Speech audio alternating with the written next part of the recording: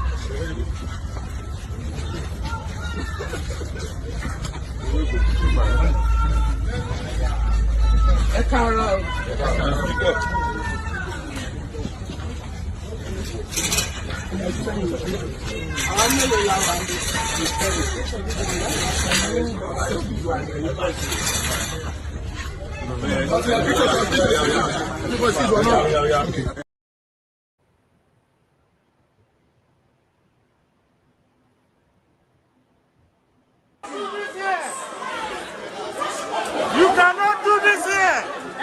This is House of Assembly. You cannot do this here. You cannot do this here. This is House of Assembly. You cannot kill us. You cannot kill us. You cannot kill us. You will not kill us here. You cannot kill us. This is House of Assembly. You cannot kill us. What is wrong with you? This is House of Assembly. You cannot kill us. You will not kill us. We will stand our ground. You cannot kill us. What's going on? You cannot kill us. You will not kill us. Question, let's see how. Let's see how for here. No, you will not kill us. We stand our ground. Let's have our service for content. What's going on? Let's see how. Let's see how. Let's see how. Let's see how. Let's see how for here. You know what?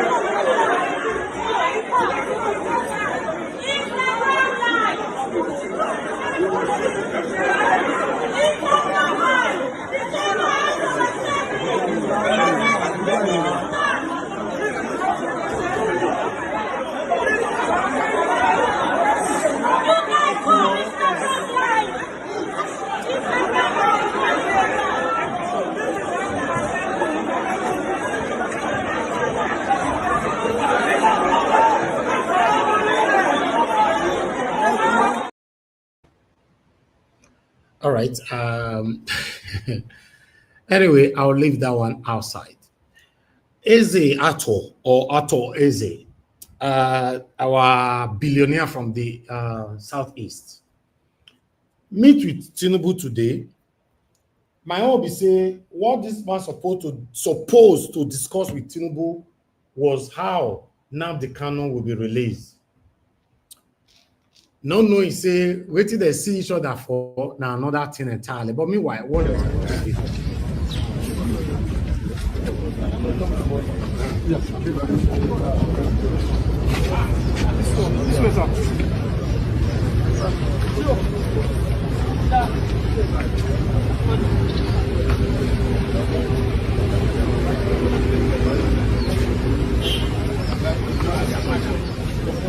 Who is leaving us?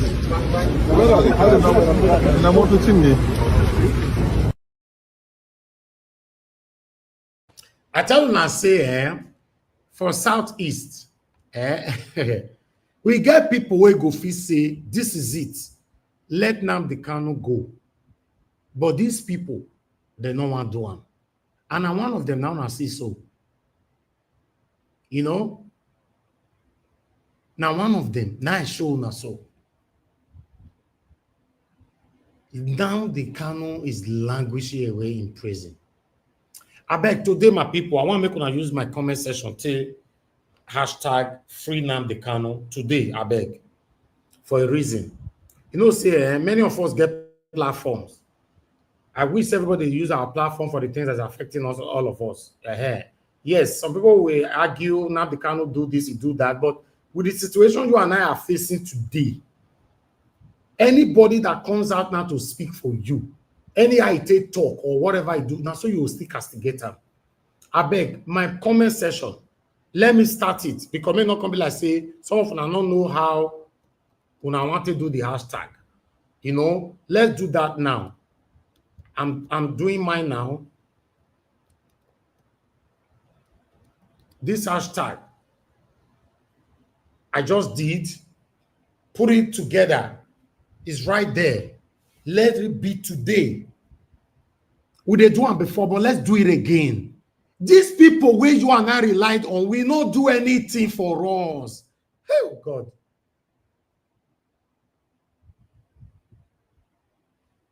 Oh God, this is painful, man. They won't do anything for us. Let's help ourselves. Now only you and I go come together and add our voices together to have that better Nigeria that you and I are looking for. It's very unfortunate sometimes when we fight ourselves.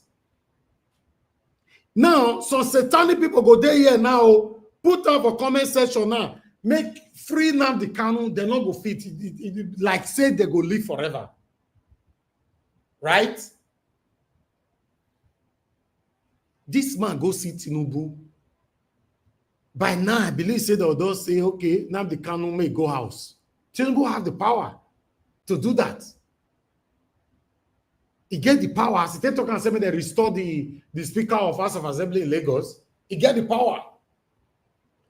He get the power to do anything. But wait till the Paese go discuss with our president.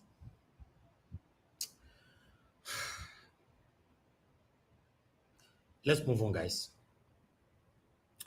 Peter Obi, Sowore, Pastor Adeboye, all of them, they meet themselves for late Pa Ayo Adebanjo's house for last respect. Let's listen to this.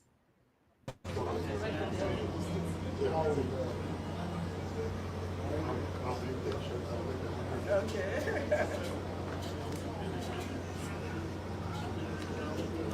I can't believe we're here and Baba is not here. Honestly, so tearful.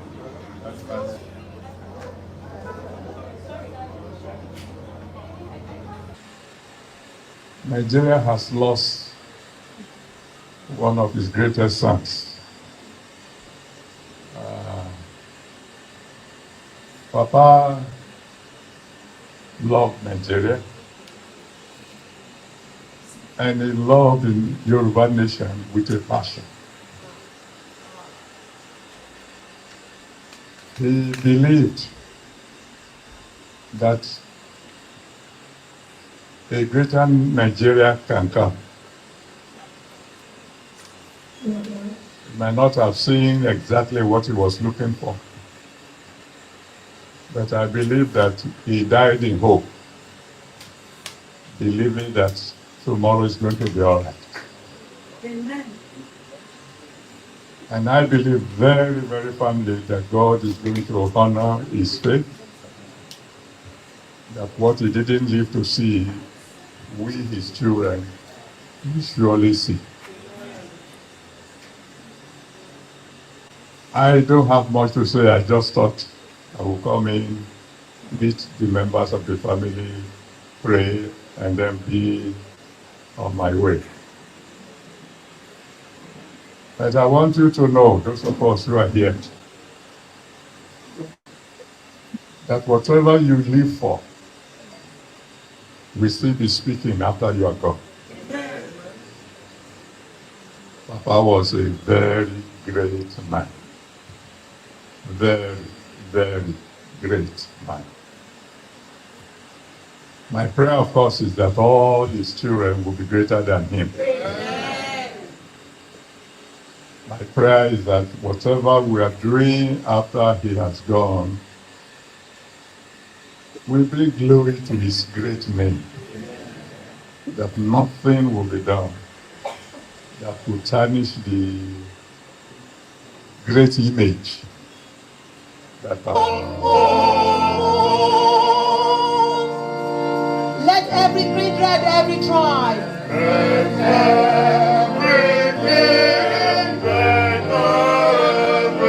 From this terrestrial ball.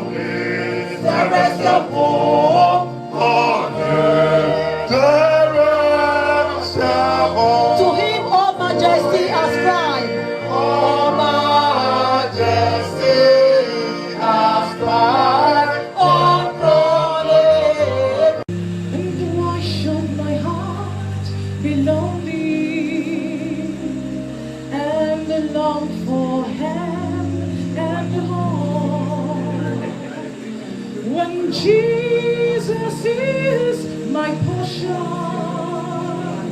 my constant friend is He.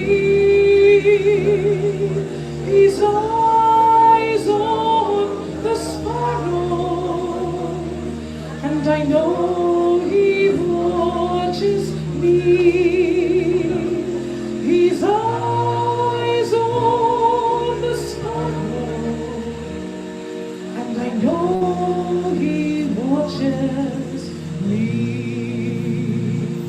I sing because I'm happy. I sing because I'm free. His eyes on the sparrow, and I know He watches me. Why should I feel discouraged? Why should the shadows come? And why should my heart? May God grant you journey mercies on the way home. And may God answer you.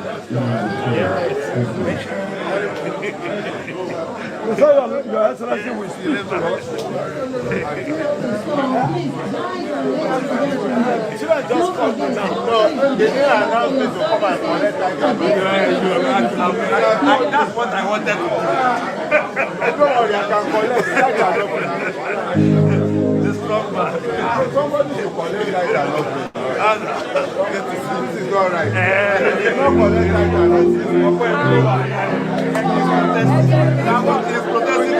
that.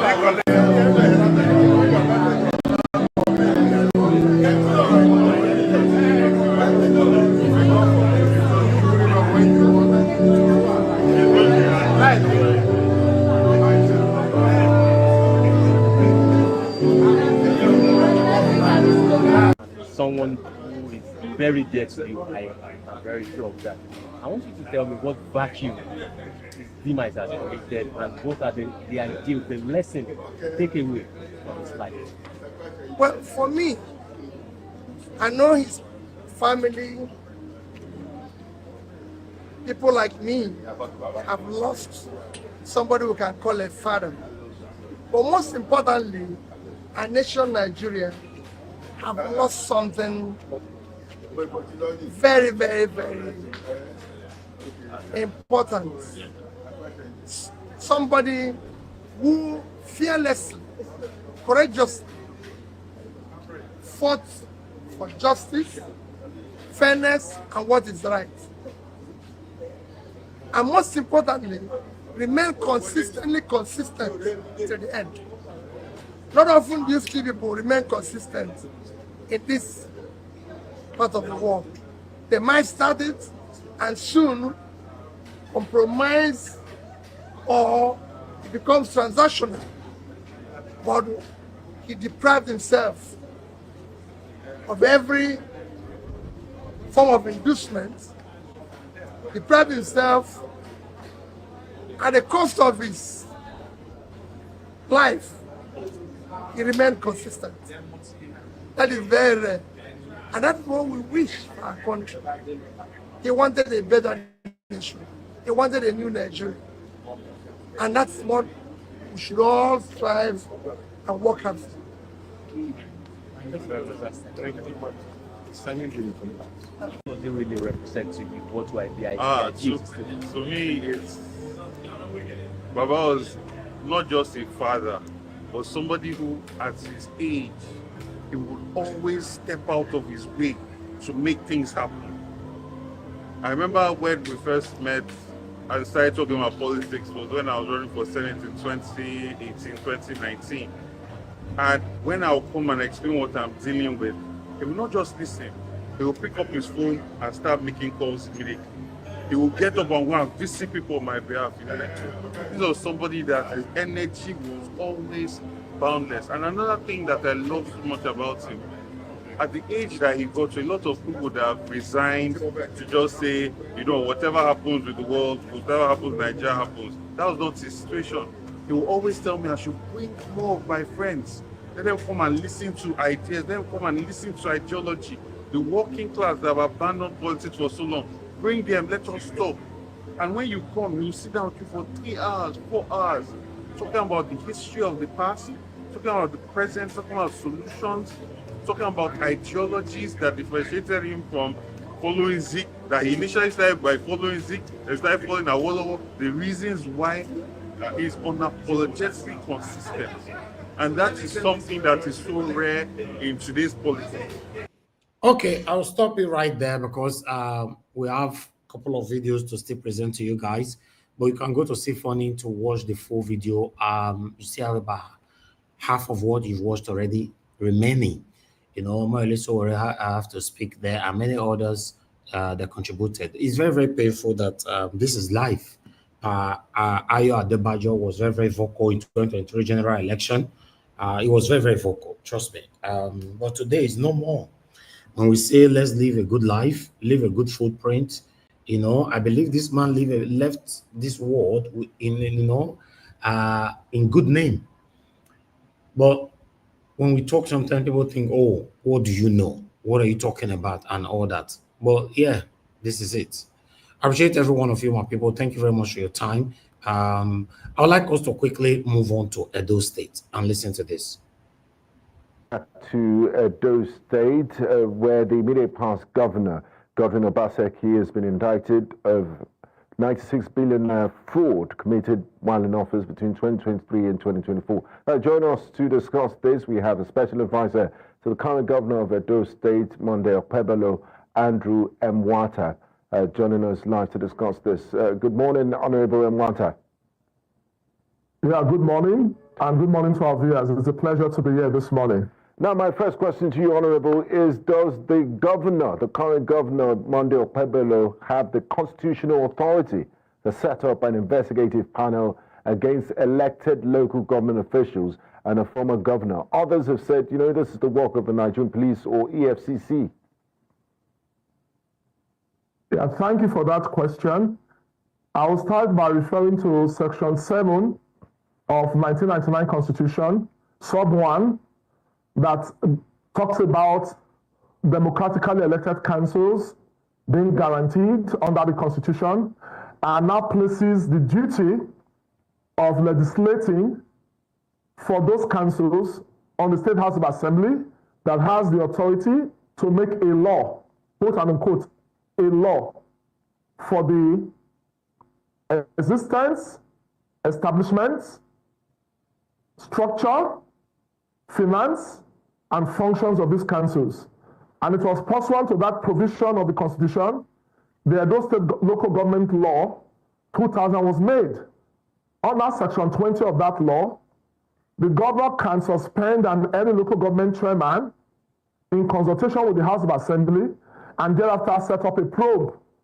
And it was based on this statutory provision on the 17th of December last year when allegations involving an 800 million deduction under the name and style of environmental security was spotted, that the governor had to activate the provisions of both Section 7 of the Constitution and Section 20 of the Local Government Law in consultation with the House of Assembly to suspend his erring chairman and set up a probe panel, which I was a part of. We submitted our report Friday last week, and from the forensic examinations that were conducted, over 10 billion of local government funds were diverted into two outbound accounts domiciled with First Bank and Zenith Bank. And individuals who, as members of PDP, played active role in the emergence of Aswa Lime Ighodalo, the PDP candidates, benefited. I give a very clear example. On the 21st of March, 2 days after Osarodio Oge emerged as a candidate for the PDP, one of the leaders, precisely Sowore Dixon Imasoge, the senatorial leader of PDP, received the sum of 40 million naira from the outbound accounts. My brother, these are money meant for development Do you have hard evidence to back up some of these allegations? The chairman used his hotel, the Marriott Hotel, to move 1 billion 74 million from that same account. Now, Honorable Mwata, connected to local government administration. Honorable Mwata, these are very weighty allegations that the panel has... This panel report to the EFCC, and these individuals will be apprehended. Now, Honorable Mwata, if I may comment... this money, the local government needs this money. Now, Honorable Mwata, if I may comment here, these are very weighty allegations that the panel and some of their findings, and of course, it's one thing to allege, it's another thing to prove. Do you think this panel's findings are genuinely about accountability? Some school of thought have said, you know, they're just doing this. The current administration is doing this because of political motivations to discredit former Governor Obaseki and the impeached local government chairman. How do you respond to such allegations?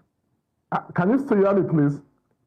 Yes, I said some people have said in some quarters, it's been alleged that the panel's findings are not really about accountability, but they are politically motivated to discredit former Governor Obaseki and the impeached local government chairman. There's no proper time to do the right thing. Will you say because somebody has stolen money and the person investigating him is his political opponent, such an investigation should not be conducted? And as I speak to you, Obaseki is somewhere in England seeking political asylum. If Obaseki has nothing to hide, why can't he come to Nigeria to answer to these allegations? Beyond that, the State Assets Education Committee unnetted a situation where monthly consultants were paid as much as 160 million naira. I mean, this was a rogue government. The fact that the EFCC is investigating these people is a clear indictment of that administration. And I must really do a disclaimer. Between October 2021 and May 2022, I said in that government. I never knew that the level of criminality, the level of financial malfeasance was this brazen. And it's quite unfortunate that I was part of such a rogue enterprise called the government, because it virtually looted everything that had to do with the common patrimony of the Now, finally, from our findings, over 90-something billion was involved, and we could trace 10 billion that was spent to fund the election of Asolime Ighodalo last year in the Edo State governorship election. And I think it is a clarion call now to the EFCC. It's a clarion call to the ICPC and other anti-graft agencies. Now, This finally, present Honorable administration Andrew has zero Mwata. tolerance for corruption, has zero tolerance for looting of the common patrimony of people, because these monies were meant for development. Okay, finally, before we go, Honorable Mwata, has a duty now that the Edo State ensure that our markets are clean. I'll give you another example. Oredo, for instance, there was a market that got born accuser. The chairman in Oredo is the younger brother of Godwin Obaseki. They earmarked 4 billion naira. They claim they spent about 2-point-something billion, but that market, nothing has been done to address that particular bonds market. We are going to ensure that justice is done, and that is why for us it is the duty of the EFCC to now invite these individuals. One of them actually admitted that yes, he collected 40 million, but he has tractors that was meant to hire his tractors. I think you should tell that to the EFCC. Thank you very much, Honorable Mwata. We look forward to seeing what the report will be used for, and if law enforcement will pick up from where the panel of inquiry left off. Thank you so much for your time.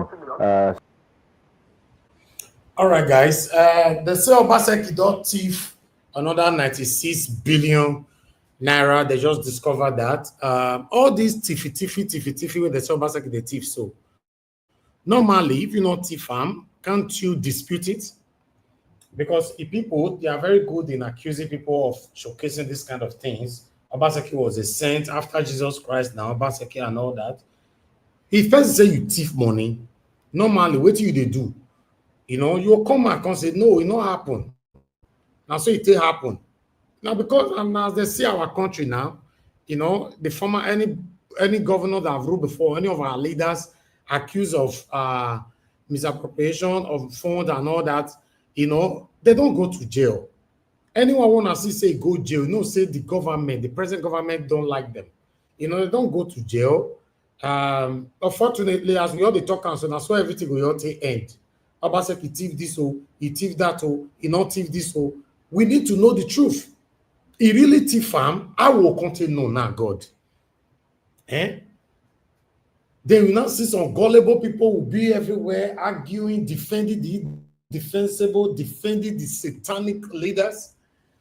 This one, they say it thief 96 billion. I've been alive still with this one. Now, wow. I like us to quickly take just 10 minutes from this video no, 5 minutes, then I move on because I have something important to talk about. Maybe I should talk about this tomorrow because the time don't pass, 1:16 already. Let me post out a link. Let me just post out a link. I have other videos, but I'll leave it for tomorrow. Better. Because today is too packed. I felt to say, where did they happen for Nigeria? We know if we report all of them. That makes me say we need another Nigeria Watch platform that will be consistent, like us. Not the one they come out once a week, every day. Maybe if you don't do one for 6 months, you can't give us credit. Say, Nigeria Watch, how you take do one? So saying that because of money and all that. Maybe you still pack money. You go buy shovel. Can't take pack for this money. Too much. Pack for inside. Just keep your consistency. Do it for 6 months. I don't even say maybe do it. I do 6 months. People take out from there. It's very, very important. So, guys, the link I've posted. Just come in and let's do it from here. I don't know who is Folly. I blocked you because your name is satanic. Go to comment section. If you were real, write in the comment section and you pass through scrutiny before I bring you in. But for now, I've blocked you. I posted out a link. Now you first just come in. We are bigger than that now. We don't be past that one. Those of you trying those rubbish, it's time for you guys to stop. But meanwhile, my people, I have a video that I would like to showcase to you guys. Today, I was scammed in Lagos by myself. No, so they hear all this kind of thing. Yes, my brother Black Panther, I don't see you already. No, so they hear all this kind of thing before, but not knowing, say it go happen to me. Although it don't happen to me, but I was not vigilant enough. I paid and I just left. But today, I went to Petrocam. I just posted the video everywhere on social media. I supposed to do one since, but I don't get the time. I told the guy from inside the car I say make he fill my car because I feel like they fill my car. This guy can't put 10K. As he put 10,000 naira, he can't stop. I can't say, he don't fool. He said no. Now 10,000 naira. He said that 10,000 naira. Now I talk. The person that is dealing with you is different from the person that is serving you. Person that will approach you when you parked your car is different from the person that will serve you. So the person that approached me, I told him, fill up my tank. Then he told the other guy, they don't plan him. That one can't put 10K. I can't say, why you put 10K? I can't come down. I say, I tell you, say, may you fill my car. Now you can say, say the other guy tell him, say 10K, say, now he forgets. I can say, okay, fill my car. But then, everything already looks suspicious because it don't fair happen to me. But they succeeded on that. Not the same petrol station, though. Because I don't have facts on that, I just have to let that go. On this one, I was not monitoring them. You know, this guy, that 10,000 naira, where he puts, right? Then he continued and he filled up my car. They now later told me, they now gave me a bill of 43,000 naira. On the screen, it was 33,000 naira. And I say, what did they screen? Now 33,000. Why are you asking me to pay 43,000? He said the previous 10,000 naira, when he fair put, when he say now 10,000 naira be one buy, he don't cancel, he can't start afresh, can't put another 33,000 equals to 43,000. I said, you lie. I was washing you from the tinted glass. You did not wipe it. The previous 10,000 naira, you continue from there to fill up my car. All of them accumulated to 43,000 naira. To 33,000 naira. My people, now wait till I put today to me for Lagos. Watch this video. May you see the faces of the criminals. Hello guys. I'm right here. There's somebody trying to because I need to make this public. Let me record this place for this petrol cam. What they do here, they will put 10,000 naira, assuming that you've asked them to put 10,000 naira. But when you now ask them to continue, they will continue from your 10,000 naira. Look at the guy here. I told him, fill up my car. He went on to put 10,000 naira. He went on to put 10,000 naira. And at the end of the day, he continued from my 10,000 naira and he gave me a bill of 43,000 naira. These guys are criminal right here. Look at the guy. Both of them are working together. You guys are going on social media. Look what he did. My bill was 30,000 naira and he gave me. Where's your manager, please? You guys are stealing from people here. I told you of this criminal. Fill up my car. Then he put 10,000 naira. This guy stopped. He said, I thought you said 10,000 naira. He never knew I was watching because this happened to me before. He never knew I was watching him. Then I said, no, I told you fill up my car. He continued from the 10,000 naira. Then, please, hold on. Hold on. Just, please. He continued from the 10,000 naira. The total amount was 30,000 naira. Bro, listen. Then he gave me a bill of 43,000 naira. And he continued from 10,000 naira. The total amount 30,000 naira. This guy wanted to scam me. This idiot. These criminals. You don't need these people here. You don't need these people here. Hello guys. I just wanted to report this here because I'm currently at petrol cam. As you all can see, petrol cam. I came to buy petrol on my car. Yeah. Okay, you can put this inside. Let me open the door. Just hold on guys because I need to. Yeah, I came to buy petrol on my car and I have something to report. I came to buy petrol on this car here. So what happened was these guys, they are very trickish. I told him to fill up the car and he put 10,000 naira. He said, oh, I thought he said 10,000 naira. Then everything becomes so suspicious. So what I did, I started monitoring them. Then he continued to fill up the car. He finished filling up the car. The total amount was 30,000 naira. Then he gave me a bill of 43,000 naira.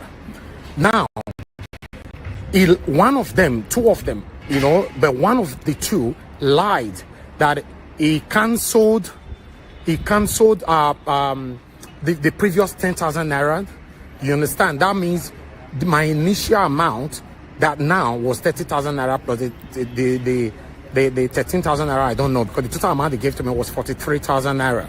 You know, not knowing that it continued from that 10,000 naira that he put on before, so making it 43,000 naira. Then he gave me a bill of 43,000 naira, and the total amount he put on my car was 33,000 naira. I was monitoring them.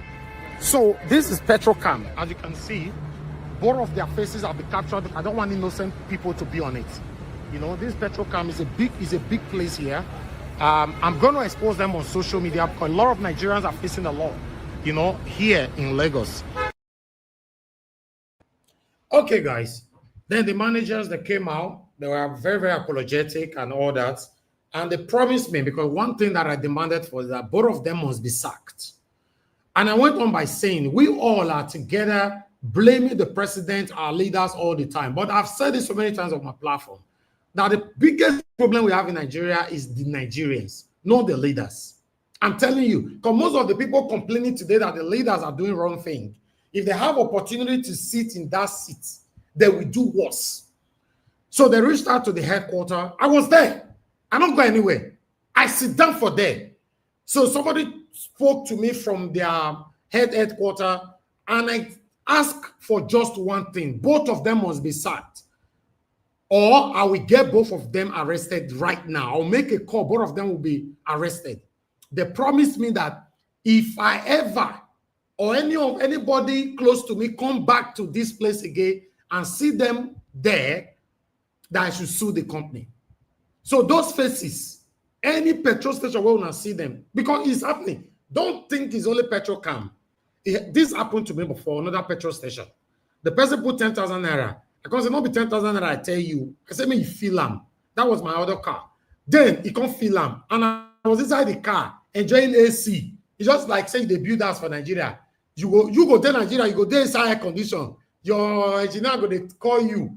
Our guy, yes, we don't use 200 cement to go say, correct. How much could that transfer? You'll be transferring money from inside air condition. Now, the suffer with the suffer, not be that. Or some of you, they are abroad. They do transfer. Then they build your house, they go. The person where they build the house, they build the hole. So, for me, it happened before, because I did inside air condition. I was enjoying, and I suffered for it. Today, I said, no, make I come out for inside air condition. Make I go see what they happen by myself. I caught them red-handed. So that video, please, guys, if you can call that part, share it everywhere. Although I've done my part by sharing it everywhere, all our platforms, you can do your part as well to prevent or help other Nigerians not to become a victim of these criminals. Because we have to collectively put our heads together to have a better Nigeria. Thank you very much, people. I'd like us to move on. Let me quickly take on articles that I have here. You know, I think I have 2 articles here for you guys. Let me see. Is it 1 or 2? I don't want to stay here for long. Okay, I have just 2. Let me take this. I want us to start talking on time. So I don't spend so much time for here today. But let's start from here. Okay, Peter Obi condemned shutdown of entire head bridge market over illicit drugs. Okay, I don't want to take that, but just the headline, I think that's enough. While I have another article here for you guys, which is this one right there. Bear with me, guys. One moment. There you go. From Sarah Reporter, lawyer Ezekome, you know, Michael Ezekome petitioned Nigerian police chief Egbetiko demand refund of 62 million naira extorted from clients by Enugu police. Police will not get my child. Your cash person, because they drive nice car, you go collect 62 million for inside your account. I don't understand. Me, I don't know the protectors of the Nigeria safe. Thank God, saying my lawyer, Michael Ezekome, and they handle this one by himself. He go drag on a man, not worry. But meanwhile, Davido doesn't call out police. But this one, Davido actually threatened, you know, police for this one, which it shocked me. Because the way he take threatening them for this one, say, and I'm saying go do this one, I'm saying go do that one. I can't say, what did they happen now? Who offend Davido? Where Davido can't speak like this? I was like, hold on, guy. I thought this was on, I uploaded it on my software already, not here. Let me quickly just put it here. Bear with me, guys. Davido, where you did? Okay, yeah, I don't see him. Let me quickly put this here for you guys. Okay, yeah, I don't see him now. Just bear with me. Let's see if I can play it from here. Davido, listen to what Davido have to say here. At this point, these niggas is fuckers, bro. And if you don't go mad for mad, they won't go for mad. We're mad. You're mad. We're mad too. You think you're crazy, Abi? We're crazy, motherfucker. What's up? Pull up. I'm gonna fuck you up. I swear to God on my life, bro. I swear to God. We're madder than you. All right. Let me take this one. That was, then he tweeted this as well. He said, Mr. Commissioner, respect the rule of law. You are not madder or crazier than us. Make we all cuckoo mad. May mount. Walai, may mount.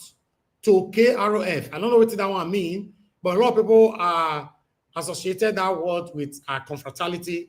Then he went on by saying, I will post you everywhere or every day, everywhere, Mr. Man. Try me. Then he used that last word, which I cannot read. But people responded. Dami said, he get the kind money where you go get. You go fit talk to commissioner anyhow, and nothing goes up. Then I have someone else here. Truth, this is it. This is the voice we all are crying for. If Nigerian celebrities could united against all these manipulators, Nigeria will be good. While I have another person here, Wise Foundation, the only musician that uses his voice to stand against criminal government officials and others. Now, Apua. I don't know what that means. Then I have someone else here. Papa Wemba. Say, you the threatening commissioner of police question. You really think, say, na 30 billion gang and SC matter be this? You can't be a popular figure and be moving this way. Tell your uncle to obey the court ruling. All elected local government chairman must be reinstalled. Then I have the last one. I'm not in support of oppression. I ain't write this one.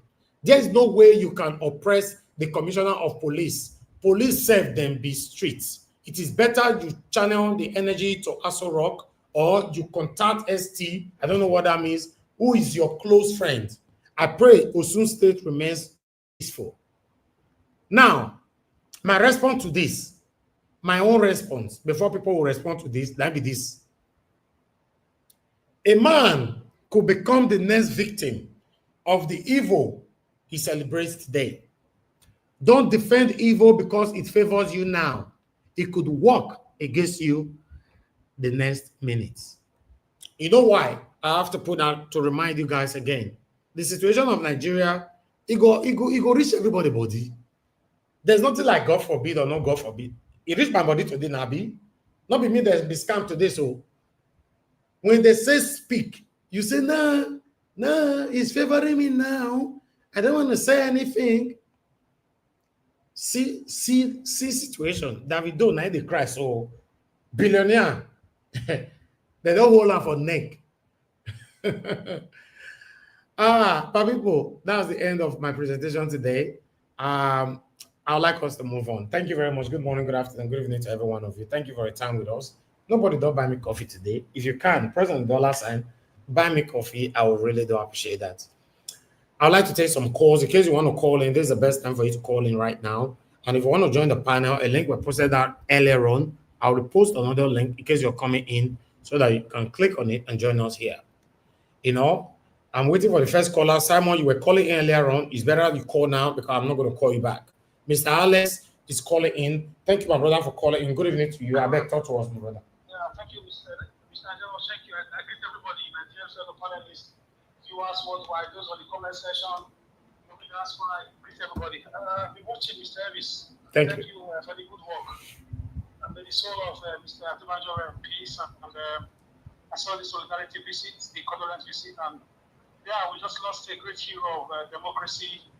We saw the role he played during the elections. I just want to lend my voice to the family. They God granted the fortitude to bear the loss. And yeah, I hope people can realize that all the money they are stealing from Nigerian people, they are not going to the grave with any money. Nobody is going to be buried with billions of dollars that they are borrowing and looting in different states and at the federal government. So I don't know why Nigerian leaders hate its own citizens. I don't know, in 2025, we are still talking about all that development. This man is gone. He left a good name. Any governor, any senator, president, former president, if any of them should go today, I don't wish them bad. What will be the response of people? What legacy are you going to leave behind? You that is also supporting them, lying up and down, spreading lies because you are collecting small money here and there. What legacy are you leaving behind? How do you feel that this country is like this today? No electricity, no good roads, nothing to write about in Nigeria. You see the heat, the suffer, the poverty, the fraud. So I hope the party of this man, Mr. Adebanjo, will be a clarion call for all politicians or all human rights activists, all political office holders to think about how they are treating Nigerians. It's not the best. Nigerians are in prison in different countries of the whole world. Many of them for things that would have been avoided. Not child who is well fed at home. We go to a neighbor's house and asking for food. Nigerians are in different countries being pushed to the wall by this, demonic government political leaders. They don't have conscience. This man is gone today. Tomorrow it could be your turn, Mr. Governor, Mr. Senator, Mr. House of Rep member, Mr. Ambassador, Mr. President, Mr. Vice President, Mr. Party Chairman. What legacy are you leaving behind? What legacy? Look at our young girls, our young boys, everybody wants to leave the country. I've never seen that. I've never seen that kind of rush, like there is a war. Under war, insecurity war. Look at today now, El-Rufai has been indicted. Somebody came out on the news. It's not allegedly, it's on Vanguard. A general came out and said El-Rufai was part of those sponsoring Boko Haram with the money brought from America. It's not just me. Many of them are doing this. Mr. Elvis, you can remember the killings of Christians in Kaduna last 3-4 years. Your platform and other platforms did a lot of awareness. How they were bombing Christian communities. His name has been mentioned now. Many generals did that. Why are Nigerian leaders evil? Why Adebanjo is gone today? If you go today as a governor, as a senator, former governor, how will you be remembered?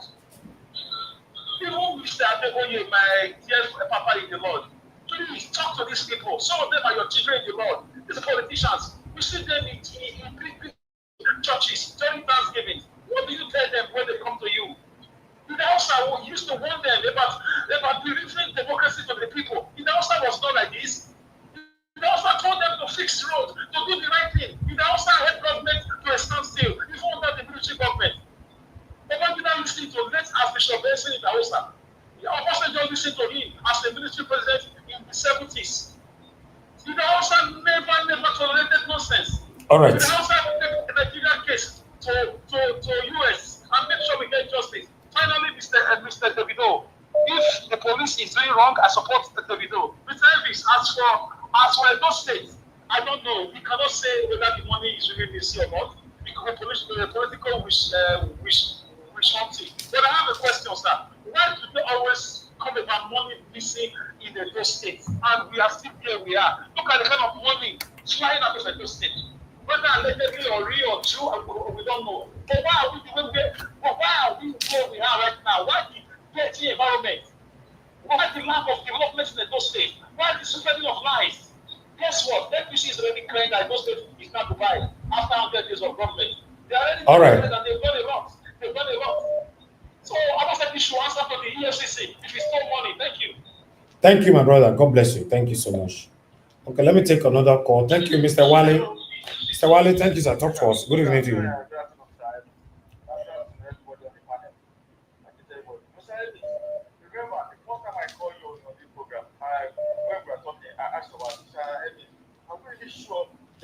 About this country, the future of this country. You say yes, you believe in Nigeria. You say I just want to say something. Look at what happened today in Lagos as well. When DSS went to the extended as per assembly. This Tinubu man, this Mr. President, is the one that all these people, and all these my people, I'm sorry to say this, they are the ones that engage the bandit using the SSL or DSL to arrest them. And he is the president now. He is still doing the same thing. I'm asking you again, are you sure about believing in this country in Nigeria? I'm just asking. No worry, I go ask my panelists. I'll ask Mr. Jonathan Kisley. No worry. No, I'm saying I asked you the first time. You said you believe in Nigeria. You say you ask me. Me want ask another person. Nah, not be bad thing. Me go ask another person.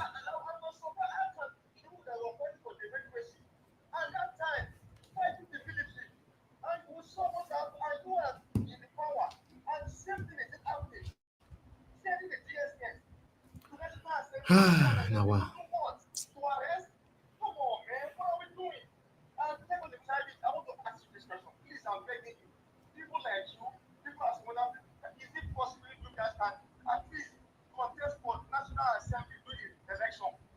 Let's forget about the president. The National Assembly of Nigeria, the Senate, and that's on bread. Can you please, someone like you and someone like some other people believe in Nigeria, if you guys can compare and remove all the National Assembly and the Senate, because by the time we have the bad guy and president, but if you have these people who can checkmate all this president, all these things will not be happening. All right. Thank you, sir. Thank you very much, Mr. Wale. God bless you, sir. Yes, sir. Okay, Mr. Wale do verse, not be small thing. When I see my true Yoruba people like this, they speak truth to power, I'm always happy. All right, we have Madam Origin with us. Madam Origin, thanks for calling in, man. Good evening to you. Talk to us. Hello, Mr. Niger. How are you? I'm fine, man. Thank you very much. Thank you for what you do for Nnamdi. Kind of God will bless you. I have made up my mind. It's not making up my mind. I intentionally want to have my peace because there's no way I can say anything without. There's a noise. Is there anybody? We can hear you. Oh, there's this weird noise around. Is it better? Hello? Okay. Hello, yes, it's better, yes. Okay, go ahead. Yes. So thank you for what you do for Nnamdi Kanu. And we continue to pray for him. I want to talk about, Mommy Diaspora, please, my God bless you. Thank you for being here always, never fail. I think I'm now 100% sure your son got this resilience and steadfastness from you. I greet all the panelists, everyone that come here every day, all our ninjas, all the commenters. God bless you all. I kept waiting for when you bring out Pa Adebanjo. I am grateful to God for that great man. He is a hero indeed. He is one of the few that were born incorruptible and refused to be corrupted. A man of integrity, a man that believed that justice, fairness, equity is what he stands for, and he stood for it till the end. I'm pretty sure that he is happy wherever he is because he fought a good fight for justice, he fought for humanity, he fought for the less privileged, and he won. Why he won is he never succumbed to the evil that behoved his country and his generation, he decided to stand the end and refuse to kiss the ring or to eat the ugly food that is spread around his generation. Adebanjo, farewell, sir. God bless you. Go and rest in the bosom of Abraham, because that's where you belong. Amen. And I want to say something else. In fact, I don't even want to It's not this my talk with, but it's okay to talk about the opposite of what Adebanjo is, and that is the rest of the politicians and the evil men that live and are living and are continuing to cause mayhem. Mr. Naita, what you see all this hyperventilation over USAID sponsoring Boko Haram and all of that.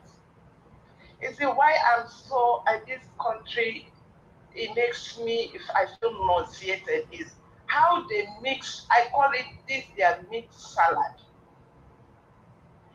In this country, this Nigeria, if they had started nipping the evil from the bud, from the person that is still alive and breathing, that's created Boko Haram, from the, is it 14 or 15 people that Saudi Arabia gave a list to this country, that these are the people sponsoring from inside. We are not talking from USAID, because USAID is across the nation giving out help. However, the intention they have it, some good, some bad. But how can we always sit on our evil and be looking at the speck in someone else's hand? When they start to deal with the person, the group that created Boko Haram, every day they are throwing bombs inside the Nigeria. Nobody is talking about these bombs that are thrown on civilians.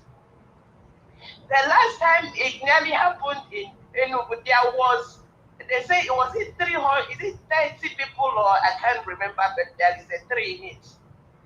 They stopped people on the road. They abducted, kidnapped several number of people, plus 3 soldiers.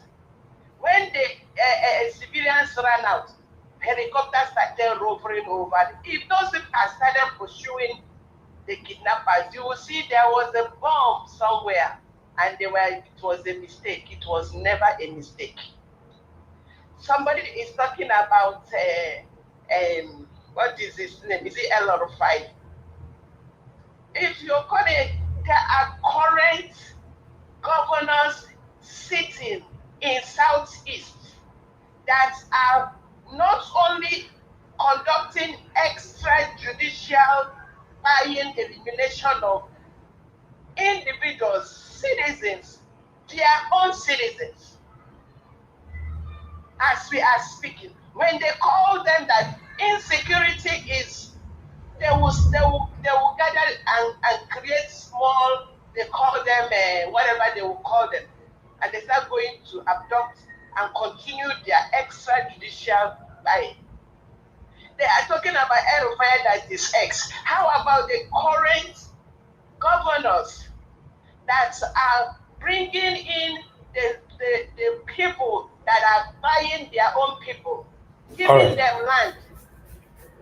So this evil, they should, as they are talking about USAID, they should also talk about the ones that are alive and breathing inside Nigeria that are causing this mayhem. It is the rat in the house that told the rat outside that is a fish in the basket. I rest in there. God bless you. Thank you very much, Madam Origin. God bless you, man. Thank you very much for the submission.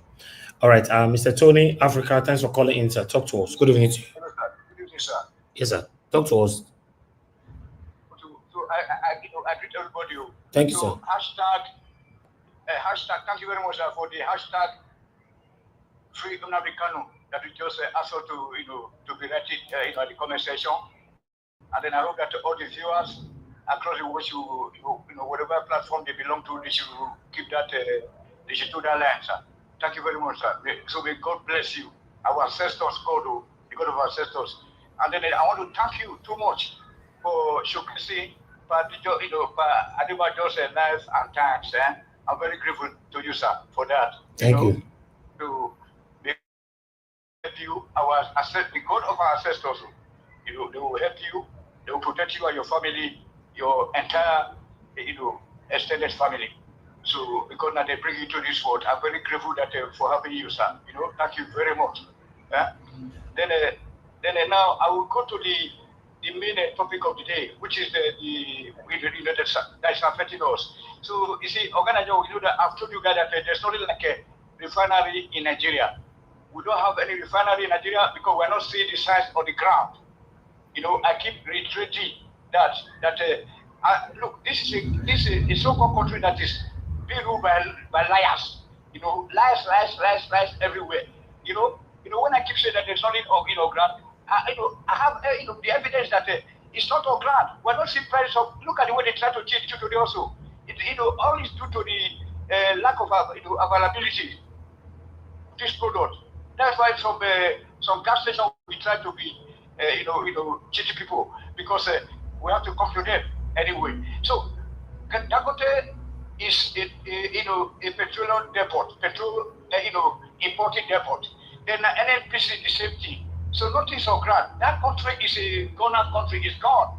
So let us just look for another alternative because if they tell you that the Dangote refinery was only 40% completed, everybody went to school here. That 40% is not a pass mark. I don't think it's even up to a reference mark in the Polytechnic. So that's what I'm saying. So the fact is that we need to look for alternatives. We never expected. I never expected people to come and govern the country in the normal way. Only I'm just advocated for him. Due to his antecedents, I said, okay, he will come and divide this country for us so that we can be able to restart at our regional or local level. Thank you very much, sir. Thank you very much, Tony Africa. God bless you, sir. I appreciate you. Thank you. All right. I think we still have a couple of people calling in. Wow. We really need to move on right now. Mr. Oga Simon, I'm returning your call quickly. I want to return just 2 calls. You need to pick on time. Guys, help us to press on the like button, help us to share. Thank you very much, Peggy Modi, for the super chat earlier on. I'm very, very grateful. And thank you very much, Edo Watch, for the super chat. God bless you, my brother. I appreciate you. Mr. Simon, are you there? Yeah, I'm waiting for you there. You're greeting all the panelists. Thank you, my brother. Good evening to you. Talk to us. Yeah. God bless you for the Adebanjo and this way you carry come outside. The man died, he died on Valentine morning. Yes. That's a good man died a good day. On the 4th February 49, Martin died. So maybe you don't see the video long time. That no one talk. So I don't see you can later bring her come outside. Yeah. As for the Edo fire they talk about, all those problems they go, the Boko Haram, and they not everybody are the problem. I always hear they go on for the Nigeria just because Jonathan time. That is why those problems they increase like that. So, because I mean, some person for not become president for the country. That is what Nigeria they face now. All the North, main power just belongs to them. So, maybe they continue to do their misery, maybe they continue to destroy their northern state for them, and leave all the rest state in peace. From the, I see Sowore and Peter will be together for there, for the valley.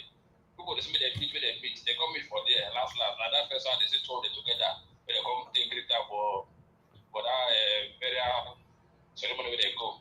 But as for the Edo State, they say money loss for Edo State. But if you look this man, the way they do now, say, and then they say they carry money on because what the man take, for this man enter power, he don't come for Nigeria. We get it for Nigeria, they don't go anywhere. Okowa dey for Nigeria, no go anywhere. Now, no answer back out of all the whole governor for the state, none of us can come before they want to put the next governor. Why they make a run come for Nigeria? Now, I mean, see the surprise up to now, you say, never see come back. If you don't take money, you don't go back to Nigeria. So now they say no thief or a thief. Now that many they find themselves. But for me, if the man say no really thief money, say money no Like I know the way you come back to Nigeria, I'm not saying you got to put all the whole country, you the dodge. For me, I thought you the dodge. Now I hear the air because only one the governor who will come for Nigeria. All the rest of the governors in Nigeria. You know, who still people will just enter power. Just another person now under power. I give the governor with the power. In your own commode before them. So for me, if you're not back, if you're not stealing money, if you're not wrong commode, I must be the Nigeria. I'll get the panelists. Thank you. So Thank you, my brother. Thank you so much. All right. I think we have one more person here. I'm returning to calls. That's what I said. Mr. Larry, I'm returning your call. Pick on time, and let's take it from here. All right, Mr. Larry, thank you very much, sir, for calling in. Good evening to talk to us. Hello, good evening, Mr. Elvis, and good evening, everyone on the platform. Thank you for calling me back, Mr. Elvis. It seemed that the line was very engaged today. Yeah. I think I just wanted to say a couple of things to the power that passed. May he rest in peace, and our sincere condolences to the family. I think that's the first one. The second one was just to buttress something you said earlier during your presentation. Everybody listening, everybody on the platform, everybody that's going to hear this in the future. Mr. Elvis is legend. He's a living legend. I've been following this channel for the past 3 years, and every other, sometimes I don't listen to the full program. I come in, sometimes I come in and I come out, but I always have my finger on the pulse on what you do here. By God's grace, I would say that I'm in the 5% percentile of high income earners. But Mr. Elvis, if I was getting paid what I'm getting paid to do the work that I'm doing, or to do the work that you are doing on this channel, I will refuse it, Mr. Elvis. Thank you. So I will refuse it. What Mr. Elvis is doing, I don't imagine you earning any significant amount of money on YouTube. This is obviously something that you have dedicated your life to, you've dedicated your time to, and it is appreciated. There's no amount of money anybody's going to pay me to do what you're doing. This is a dedication of love. It's basically a sacrifice, and we appreciate you and want to thank you. That's all I called you to say. Wow. I'm very, very grateful, Mr. Larry. Thank you, sir. God bless you. Thank you. When we have people who can see our effort genuinely and speak it out in public, I'm very, very happy. I'm always happy. Thank you very much for saying that. God bless you, my brother. But meanwhile, I guess returning of calls, I'm done. Yes. Okay, let me go to the panel.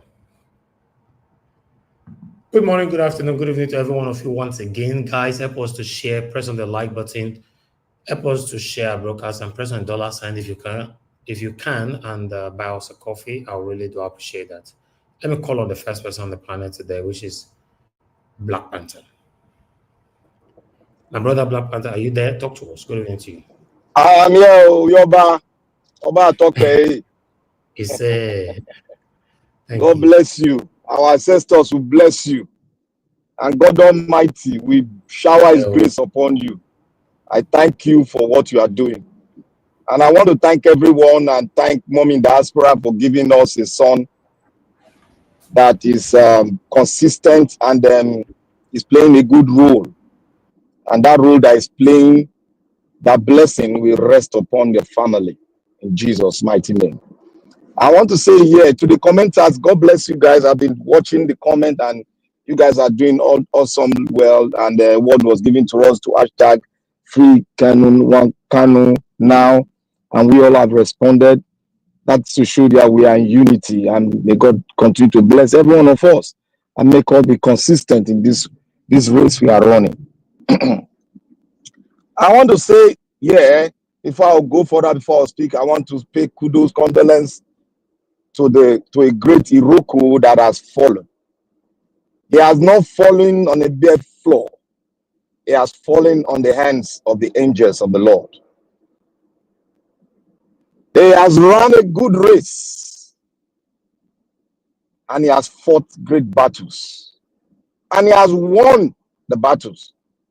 And now he has handed over the touch of liberty to every one of us to go forth, to see the light and see the victory that he has seen.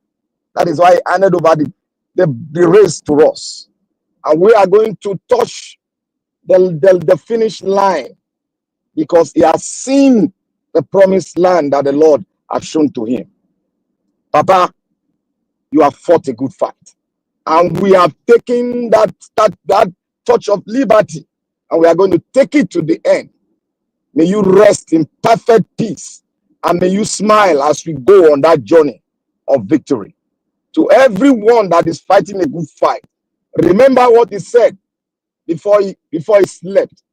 He said to him, he has fought well. All what he has to do now is for us to take it. Anytime God will call on him to come back home. I can remember those words he said in Arise Television. And God has called him back home. He has spoken to us, and I believe we are obedient children. We've heard him. Let's now take the flag of truth, of liberty, and fly it to the tail end and get that victory that Baba has given to us. I will say to the family, let's celebrate a great man. Let's celebrate the son of Africa. Let's celebrate the son of Oduduwa. May his perfect soul rest continuously in the bosom of the Lord. I want to thank the family for giving us this opportunity to celebrate a great man, a great son that came out of their family. May God bless them. May God give them the heart, to celebrate this great man. And I want to thank Nigeria Watch for being part and parcel of it all.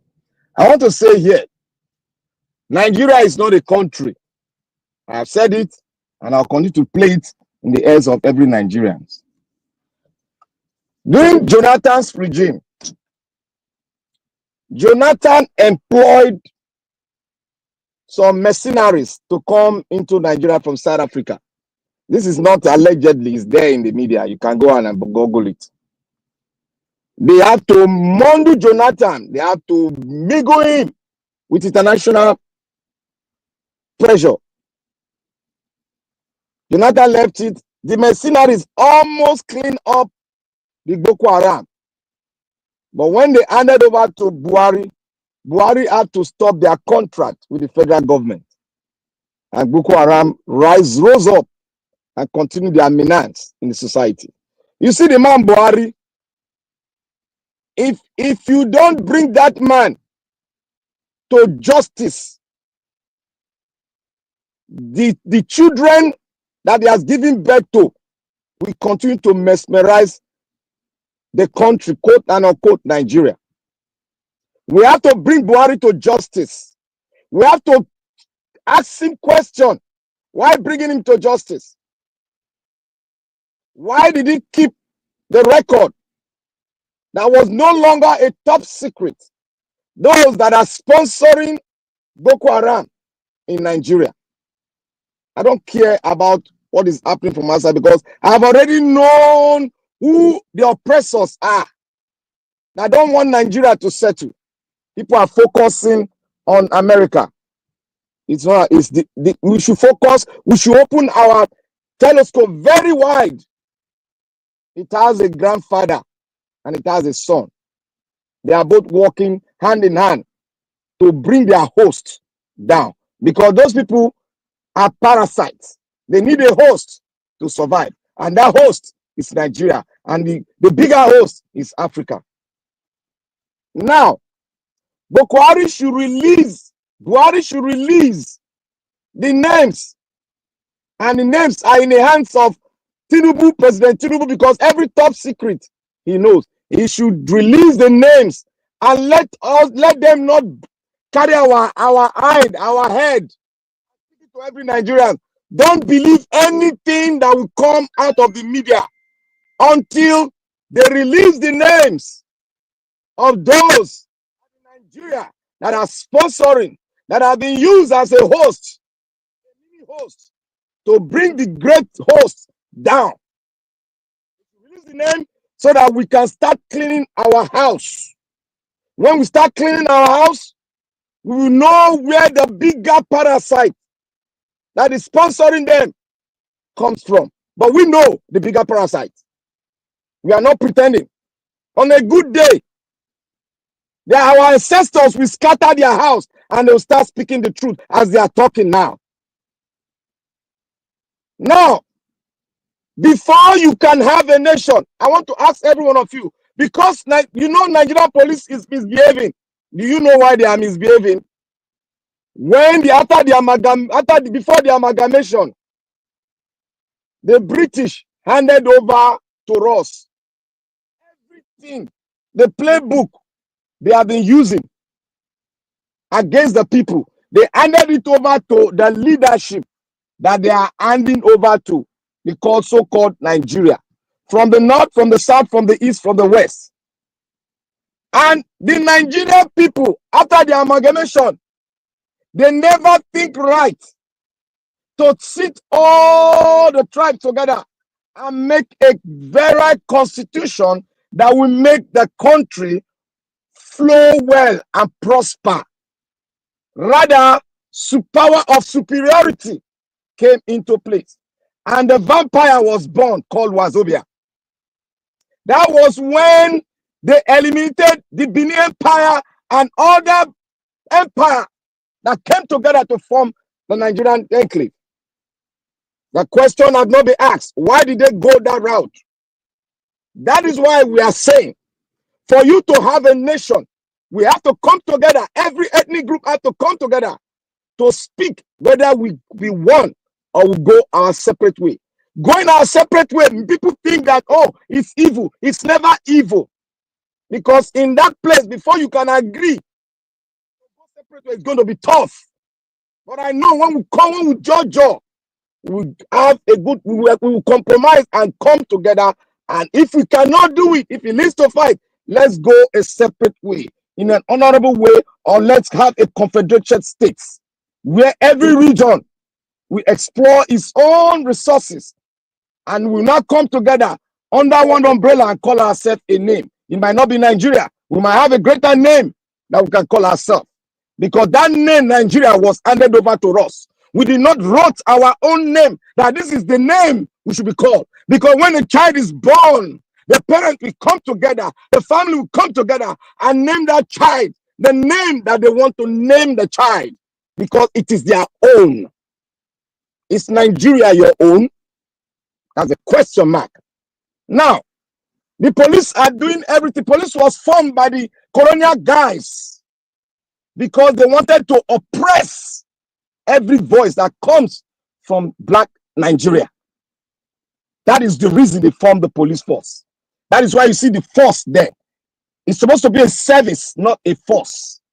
And now the police are perpetrating what they handed over to them. Police will never change. That's why corruption will always rise up in something that they're giving to us that is already corrupted. Until we change it, until we have a good police system, police will continue to do this. The question you should ask yourself, why will a man in the north come and be the commissioner of police in the southwest? Those are the fundamental questions you should ask, because he doesn't know them. Abubakar said it. He said we are different tribes. We don't have the same culture. He said it. That is why I bring those words of the three musketeers, men, the founders of this land, the people that brought the amalgamation to us. I said it. But most of you think you can throw away history. If you don't know where you are coming from, you can never get to your destination. And I want to say here to Davido, I don't know what happened. But I know Nigerian police, like 62 million was taken from a man that had been struggling to earn his living from the purse. you can see how wicked the Nigerian police is. The wicked institution you have has produced wicked children. That is it. All we need to do, we should carry that flag of that flame of liberty. We should drive it home. It's either we come together to make it or we come together to break it. It's just two ways.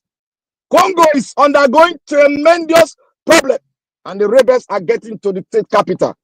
And I know finally they will get there and take it, because it happens in the Middle East, where the Syrian government was playing with it, and the rebels got it, and the rebels are rearranging their country now. That is a revolution. They've never come down. They are continuing the revolution, and they will get to the promised land and get their country back. No more neo-colonization. We want Black Africa to stand their own. And Nelson Mandela said, if Nigeria does not make it, the Black race will never make it. And that's fundamental truth. We are big sizes. You travel from Ogoja to Calabar is 8 hours drive within a state. You can see how massive your country is. And that is why the West will never allow Nigeria to rise, because Nelson Mandela, the great Iroko of Africa, has already spoken that if Nigeria does not rise, the Black race is just playing the drum. The masquerade will continue to dance until the head masquerade comes up. Those masquerade will never bow to superiority. They will never bow to the power of nature. I want to say here, we should all arise and speak the truth. We should all know that we have to sing the truth, that Nigeria is never won. We need to come and speak to ourselves and tell ourselves the truth. If we don't do that, you keep on having governors like Obaseki, like other governors. He is not the first person that will say he has stolen. Your accountant general stole more than 100 billion naira. He was handed over a title, and that's closed the case. Obaseki is 96 billion naira. He has run out of the country. But we, as Bini indigene, we will fight and get our state back. That is our aim and objective. We should fight and get our state back. Without that, we'll continue to have the bigotries. This vampire will continue to eat the fabrics of the Edo State. A Bini race was before the Nigerian. Why is it that we are under and while others are up? State that does not earn more than us is building good roads, bus stop, water, light, and we 96 billion taken by just one man. And you all know the antecedent of that family in the history of Nigeria. It is there. Nigeria Edo State have never enjoyed anything that comes from that place, from that family. The records are there. If they want to break history, let them break it. We all have it in our head. Edo State cannot be toyed with. Edo, like, rise up and fight a good fight so that we'll get it back. If not, where we are going to, the APC have risen now. They are going to drag Aswe into this issue. Go and mark my word. The 96 billion, they are going to go inside and they are going to use that as a leverage to call that man to Asorok, and we bow. I end my case. God bless you, Niger Watch.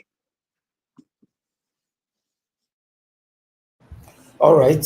Thank you very much, my brother Black Panther, for that submission. Thank you for your wonderful acknowledgement as well.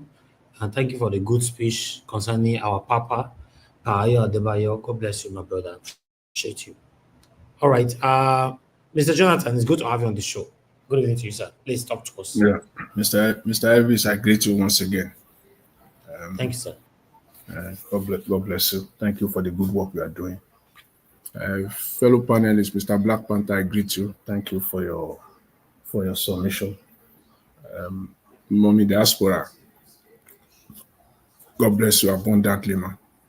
And our fellow commenters and callers, I greet every one of you. Welcome. See,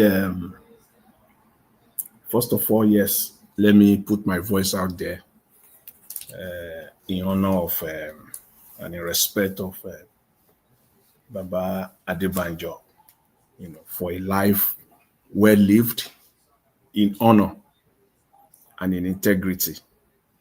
My condolences to his family. I pray God will give them the strength, the total strength to go through this difficult period.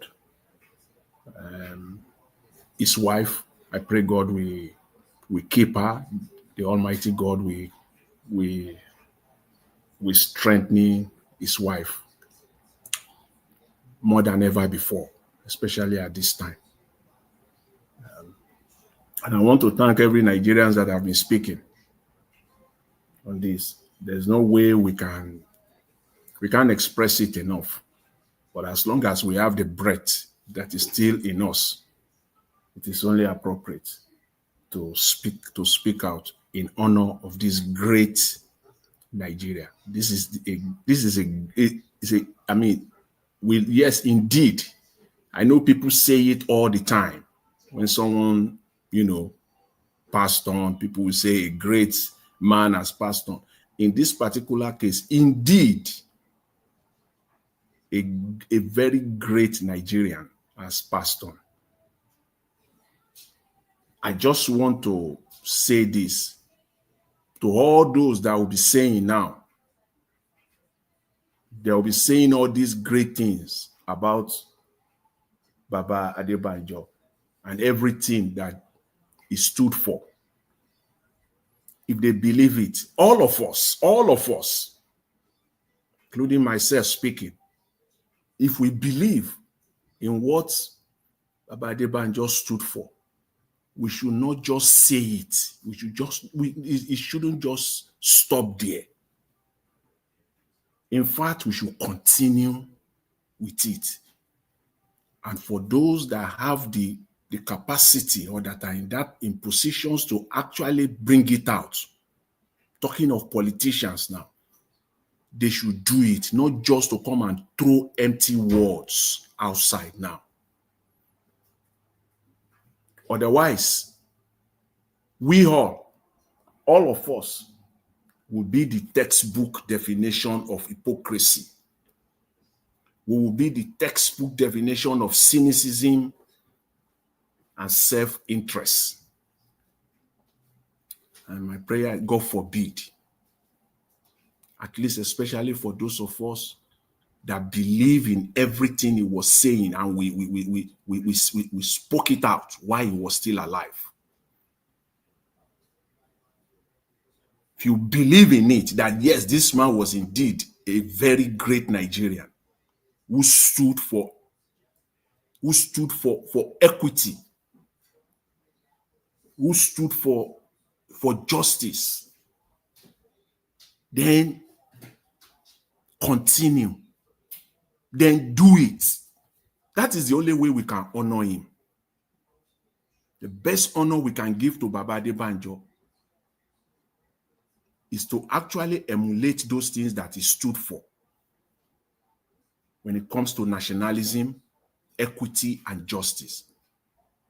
And I want to remind all of us again, it is not how you started, it is how you end.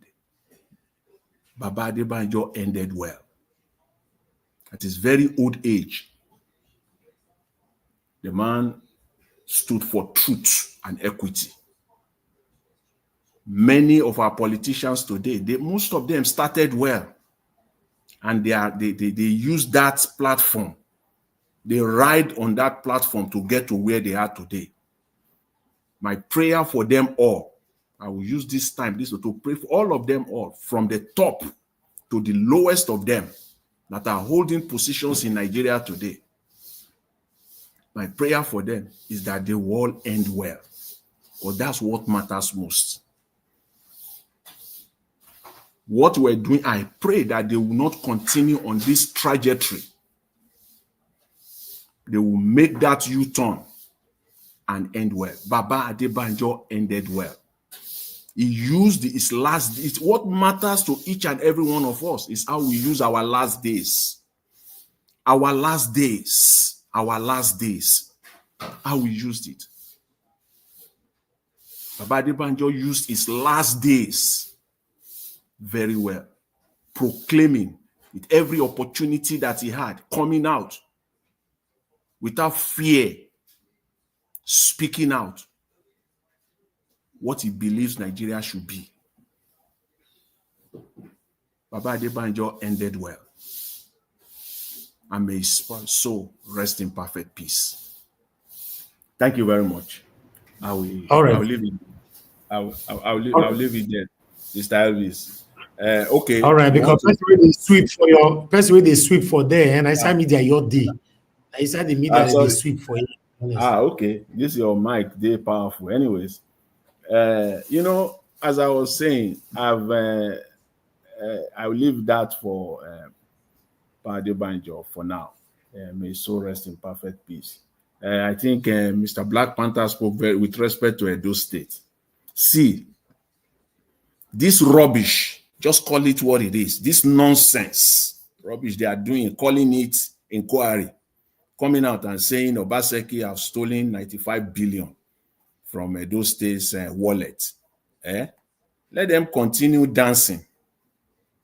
If that is what you want, let's do it. Open up. Let's do it.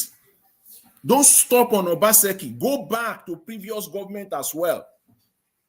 You don't need to stop there. If truly you are true, this is political vendetta at its very best. I don't care how much money you are stolen. If you really want to get to the root of it, go back. Go back and stop this gang, this agbero, this rubbish you are playing around the place. If you really want to do it, you are really true to yourself that this is not just a political fight. It is for the interest of the people of Edo State. Then go back. Go back to the last 12 years. Then we know that you are talking. We know that you are talking. So this one is very clear. The baby in the womb knows. And that guy that came out is a barrister. He's a barrister, for crying out loud. And he's playing this charade. They are not even ashamed of themselves. They are not ashamed of themselves. You think the whole bunch, you think everybody in Nigeria, are stupid? Listening to you, hearing you, all those rigmarole you are talking about, 95 billion of my foot. People have stolen more. People have the amount of money that they have stolen. Let's narrow it down to Edo State alone. So it is that 95 billion that concerns you most. Right? Go back. Go back to 2010. And then people will truly know. And then how did you even call, which forensic audit did you conduct? Did you conduct? Prince Collis, I can't see your face. Is that you? Which forensic audit did you conduct? Which firm conducted it? Political gangsters put themselves together in one room, collecting documents and papers because they are in charge of the government. And they came out with 95 billion. These people are not serious. They are not serious. Where is it going to? Where will this one lead to? Will this one benefit? At the end of the day, the fundamental question is, will this benefit the people of Edo State? Period. That's the only one and only fundamental question. Any other thing you are adding to it is charade. Will it benefit the people of Edo State? Down to the core, the ordinary people of Edo State? The answer is no. And if the answer is no, you are wasting your time. This is political charade. You are wasting time. Because what you should have done, if you come up with a report that goes back 10 years back. And I bet you will not do this hush work. This hush work is not what you are going to do. You are not going to come out with a report after 2 months. You will go deep. I'm expecting a report from you maybe after 6 months or 7 months, a proper forensic, you bring it out. Go back and stop this personal vendetta and work for the people of Edo State. I'm very sure all of you that pack yourself in that committee or inquiry, whatever you call, how much money have you even spent so far? Did you do it for free? Were you not paid bonuses or whatever? Have you not stayed in hotels? During these last 2 months that you are conducting this political gangarism, gangsterism, or what do you want to call it? Have you not even expended and looted Edo State further? They think that people don't know what, and all of you still see them on TV in the coming days talking rubbish and nonsense. You are using good money to pursue bad one. That's what we say in the financial palace. Using good money to pursue bad one. It is a fool that does that. The only reason you will do that is that question that I brought forward. Will it benefit the ordinary people of Edo State? If the answer is yes, we will use the good money to pursue it because it is for the benefit of the people of the state. Period. Stop this rubbish that you are just wasting time. Face governance, do the work. Let's see what you have. Stop wasting people's time. And I will leave that. I have so much to say on this rubbish that is going on, coming out and saying Obaseki have stolen. You will see the idle supporters will come and they will be talking with nothing, emptiness, empty, nothing to say. 95 billion, as if we're just hearing that in Nigeria. Let's put it out there, an open playing field for everybody. And then we'll see who will remain standing. We will see if you go back, we will see who will remain standing. If the whole house will not break down on every one of you. Please make the entire house. I love the report on Barrister Ezekome taking up the Nigerian police on the 16 million naira that they extort from a citizen. I will call Nigerians so-called citizens because there are no citizens in that country. So I always use so-called. Well, that's what we are, including myself. I just hope that this will not stop here. And I hope that law firms will be doing this as a matter of mandate. That if they say, what is it that your law firm stands for? We want Nigeria to, if Nigerian police have collected from you, bring it on. By the time Nigerian police see cases, like in thousands of them, they will begin to sit up. It doesn't even have to be 60 million. It doesn't even have to be 60 million. It's just the fact that we Nigerians, we are always partaker of it. We give them money and we just walk away. Because at the end of the day, in most cases, most people are not even clean themselves. So they just want to give them hush money and walk away. If you are clean yourself, even if they extort you, you can go after them. And I don't know what lawyers in Nigeria, you see, we are all in this cocoon together, Nigerian lawyers. I don't know. This should be a mandate. If a law firms should be all over the place, that this will just be their mandate. If police have collected from you, take it to them. They sue the Nigerian police. Let them come and with the police, they will sit up. That's why I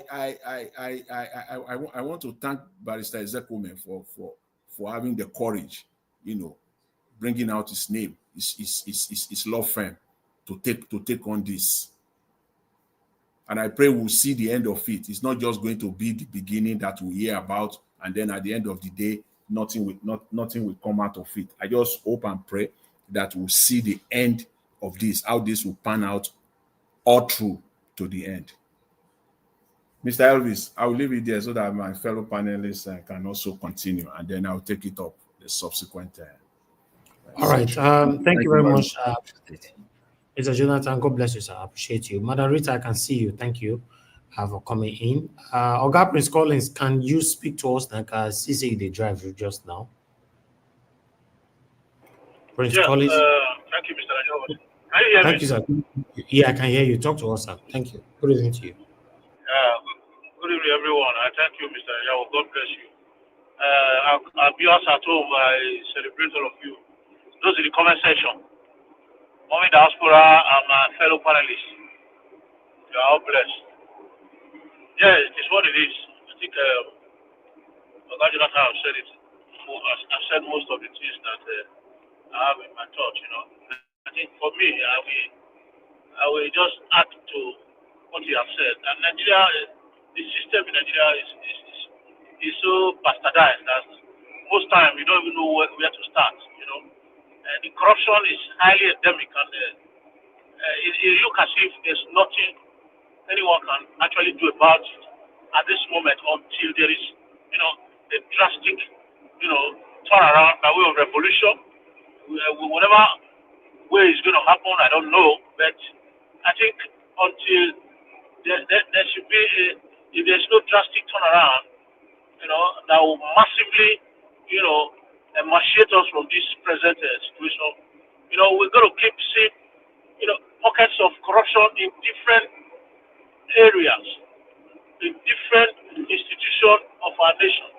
So it's a pity, you know, looking at politicians, you know, coming in, people voting them in, they jeopardize the vote of the people, you know, ring themselves into office, and the opposite party will take them to court, and they end up spending the nation's money, spending the taxpayers' money, spending the national income that is, you know,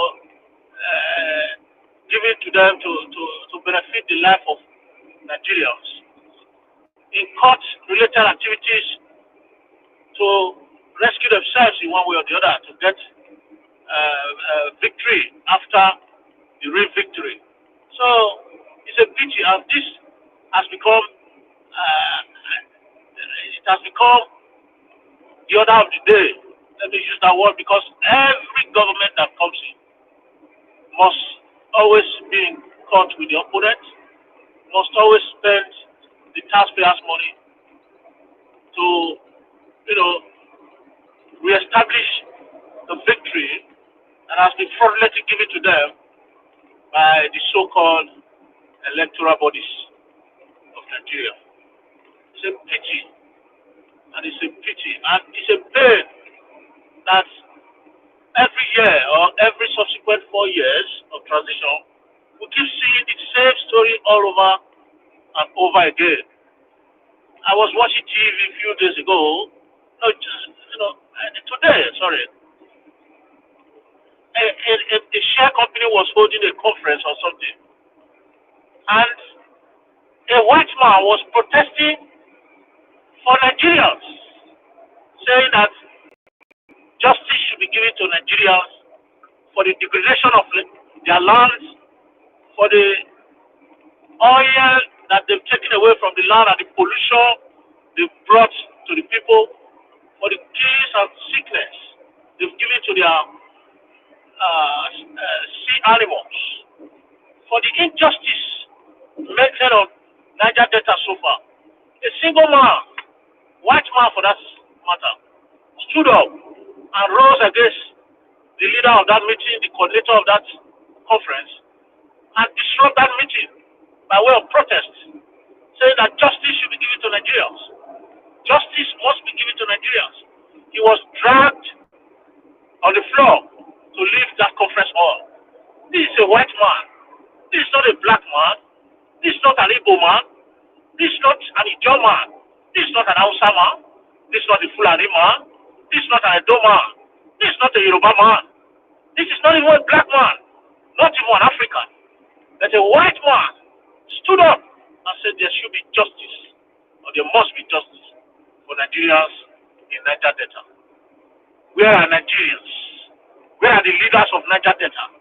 Where are the fathers of that land that is passing through this heritage of evil, that is passing through this pain and agony, that is transforming the land by way of poverty to their incoming generation? Where are their forefathers? Where are the youth of this land? Where are the leaders? Where are the political, stakeholders that call themselves representatives? Where are the senators of this land? Where are the members of House of Reps? Where are the executive arms of government? Where are the lawyers and professors in this land?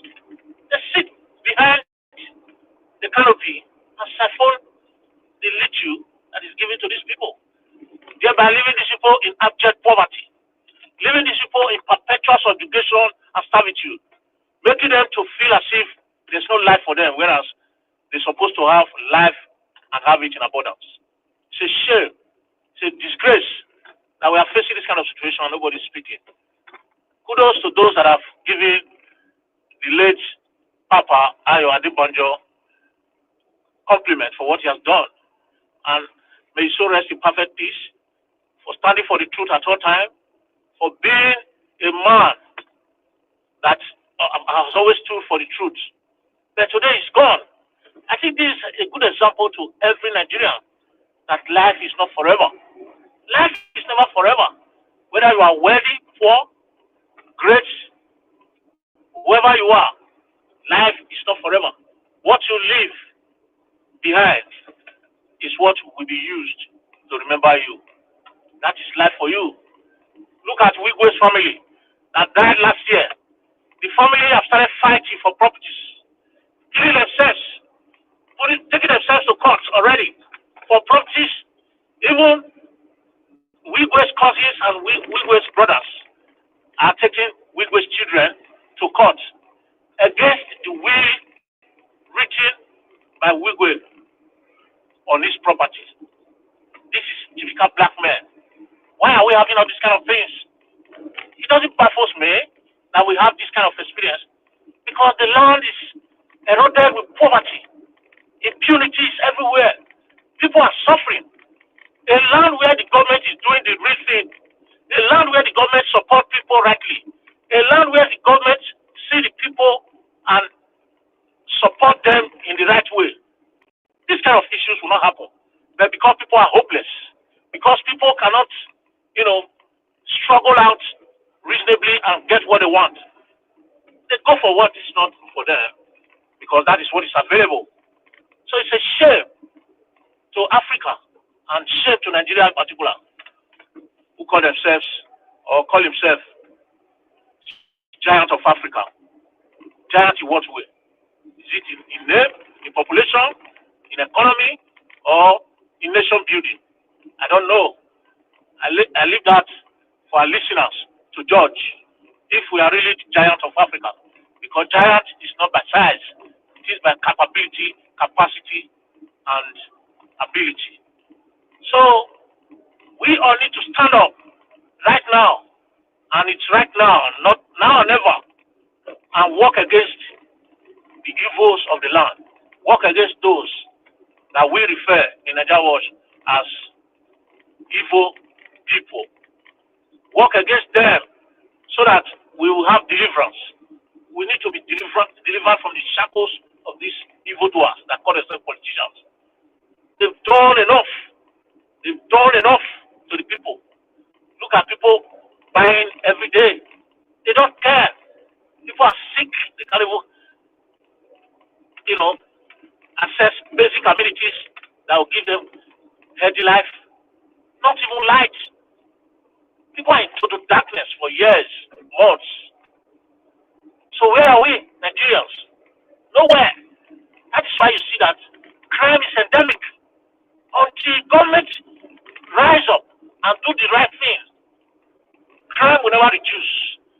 The police will never apply caution to their behavior. the people in the ministry will never do the right thing. The politicians will never do the right thing until we are standing up to say yes, the laws must be revisited.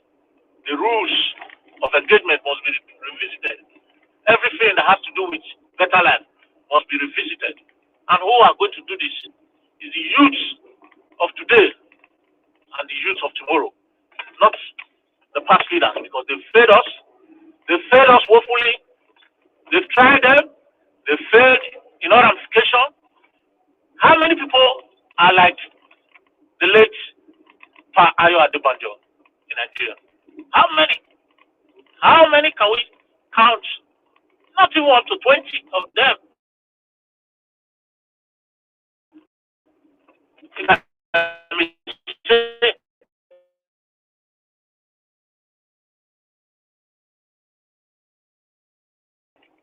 Believe that corruption is, people like Adebanjo can never have their way. That is exactly what Peter Obi is passing through. If you are truthful, they will press you and push you to the tightest corner. You will never have your way. They will make sure, if you are not careful, they will make sure they send you to your early grave. Thank God for the life of Adebanjo.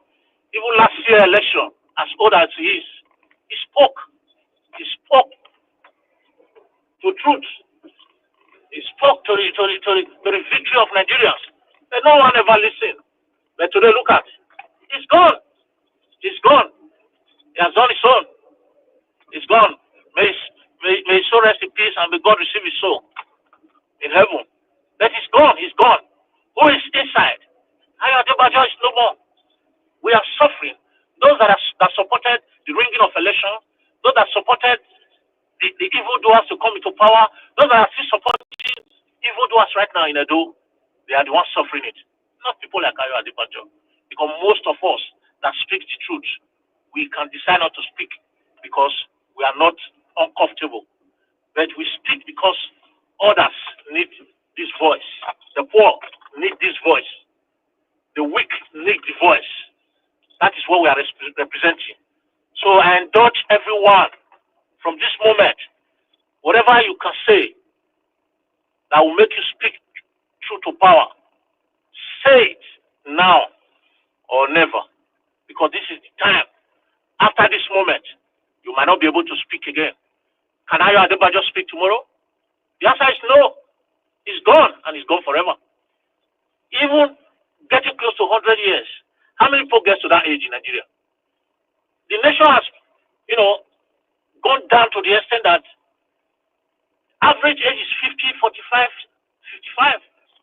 So how many people will last like Adebanjo? Thank you very much, Mr. Najawash. We can't say it all. May his soul rest in perfect peace, and may people like him begin to come out and be courageous and continue. Thank you, and God bless. Wow, that was a wonderful submission from you, Prince Collins. Thank you very much, sir. God bless you.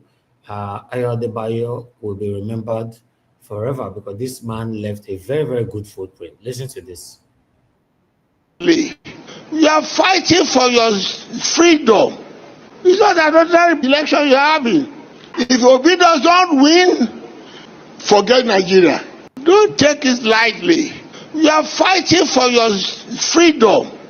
It's not another election you're having. If Obi doesn't win, forget Nigeria. Don't take it lightly. You are fighting for your freedom. It's not another election you're having. If Obi doesn't win, forget Nigeria. Nayara, may so rest in peace. And we are facing it already. Amen. Yes, we are there already. Sad. All right. Mother Rita, it's good to have you on the show, man. Good evening to you. Abe, talk to us. Mr. Elvis, God bless you, sir. Domo, sir. And my lovely mommy, I'm the only one that still loves you. Greetings to everybody on the panel, Mr. Black Panther, Mr. Jonathan, sir. Oh, that's been a long time, Mr. Jonathan. Prince Collins, Domo, sir. Greetings to everybody in the comment section. I'm a Bright, Emmanuel Johnson, Deborah, I love Madika and every other person. Good afternoon.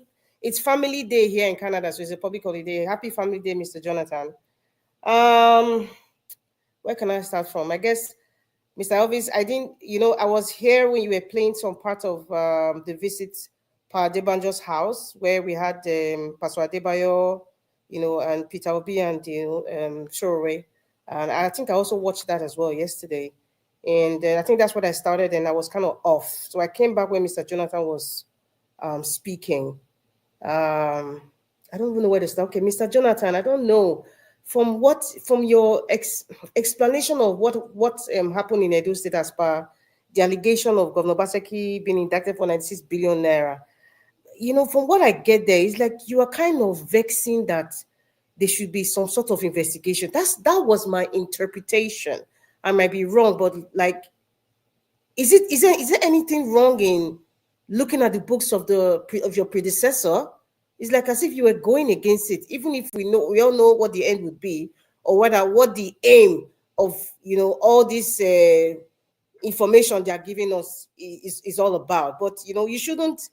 I don't think it's proper to even dissuade the fact that any previous government or administration should be probed because what you were putting out there was that they shouldn't even probe at all. I think that's not something that people should learn, because people should know that you are going to be probed. Any position you find yourself in and you leave, if your plate is clean, you shouldn't be afraid, but you will be probed. And so probing is sort of, I see it like a sort of, is a sort of way of controlling or letting people know that, if you are being corrupt while you are given that position, this is what would happen. So it's like you're cautioning yourself. It's a precautionary thing. So we shouldn't just dissuade it at all, even if we all know everything is politically motivated. But however, we need to know. I'm just going to start with Adebanjo, as Prince Colin just ended with. Yes, Adebanjo, may his soul rest in peace. Mr. Elvis, you played that tape just now.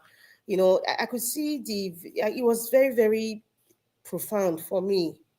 Listening to that man telling us that we should take it serious. It's not a joke. I don't think we understood the gravity of what was happening in the 2023 election. Adebanjo understood, and it's unfortunate he didn't see the Nigeria he desired to see. He didn't see it. My grouse, before I speak about, everybody has spoken so well about him. He's a great man, obviously. He's a great man. Those are the kind of elders I would respect. Not the elders that would tell us that we are fascists because we are fighting for our rights. We had one elder come out to stand for us. One. That was Adebanjo. He didn't have to, like he said, if you guys don't do the right thing, it's your business. He said if he dies, he goes to his grave and he's happy. That's what he told us. I remember that statement. He was the only one from his generation that came out publicly, traveled, went at his age, went everywhere, supporting the youths, urging us on, encouraging us, inspiring us. Yet, we also had people who are of his age group, like Professor Wole Soyinka, of his age group, that was insulting us for speaking out. You see the difference? No be all elders that they respect, oh, my people. No be all elders that they respect. No be all elders that they respect. Because this issue, we have to talk about Adebanjo's legacy. We have to talk about his actions during the 2023 election. We must keep talking about it, Mr. Elvis. It cannot just be a topic. He's been buried, and everybody's... No, we have to keep talking about it, because the likes of Pastor Adeboye that went to his house, the likes of Professor of Rice and Beans, Professor Wole Soyinka, that were not standing for the truth, that was insulting the youths, calling us all sorts of names, just because we were fighting for our rights. Adebanjo was a great Yoruba man. I don't even want to call him Nigerian, because Nigeria is just a name. He was a great Yoruba man. If anything at all, I think he's from Ogun State. He's from Ijebu. If I get my correction, someone can check it for me. His name should be He should be placed in a building of justice. Maybe a courthouse should be named after him. Because he man stood for justice, and he's a Yoruba man in a country that has been damaged and bashed by ethnicity. This man stood for the right thing. He understood that Peter Obi was the man that would direct Nigeria, that would transform Nigeria to the direction where he ought to be. He had to start with someone like Peter Obi. Peter Obi was not the end point, but Adebanjo understood that. So if someone like Peter Obi comes, whoever comes after him, it will transform Nigeria to even be better. He knew that all these razzmatazz people, all these I'm trying to use a very decent word because we're in Nigeria watch. He knew that they were just coming to just come and mess up Nigeria furthermore. It's just about me and my friend. It was just going to be about tribe. It was going to be about the old brigade. The old boys are back. We are back, just like the movie Trading Places. We are back. The two men, that were dealing with, what they call it, making deals and all that. We are back. Yeah, the old brigade is back. He knew that was what this government was going to be like. And he was not going to favor Nigeria.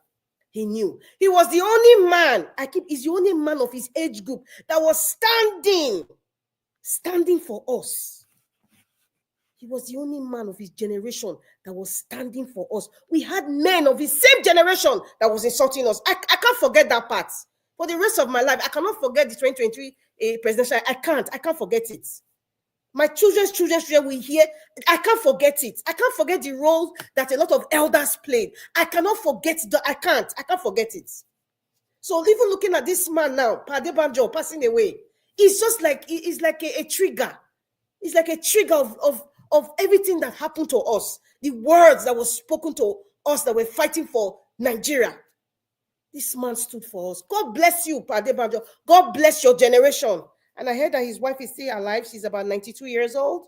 I think he was 96. His wife is about, so his wife is also aged. And I pray that the Lord will preserve the wife and the children together. This man is a great man. This man is a great man. You will never be, I would never forget him. I will never forget Adebanjo. I would never forget the role he played during the 2023 general election. And he told us like a prophet, if Peter Obi doesn't win, forget Nigeria. Where are we today? Everywhere looks like it's haphazard. Everywhere. All sorts of things from every single state.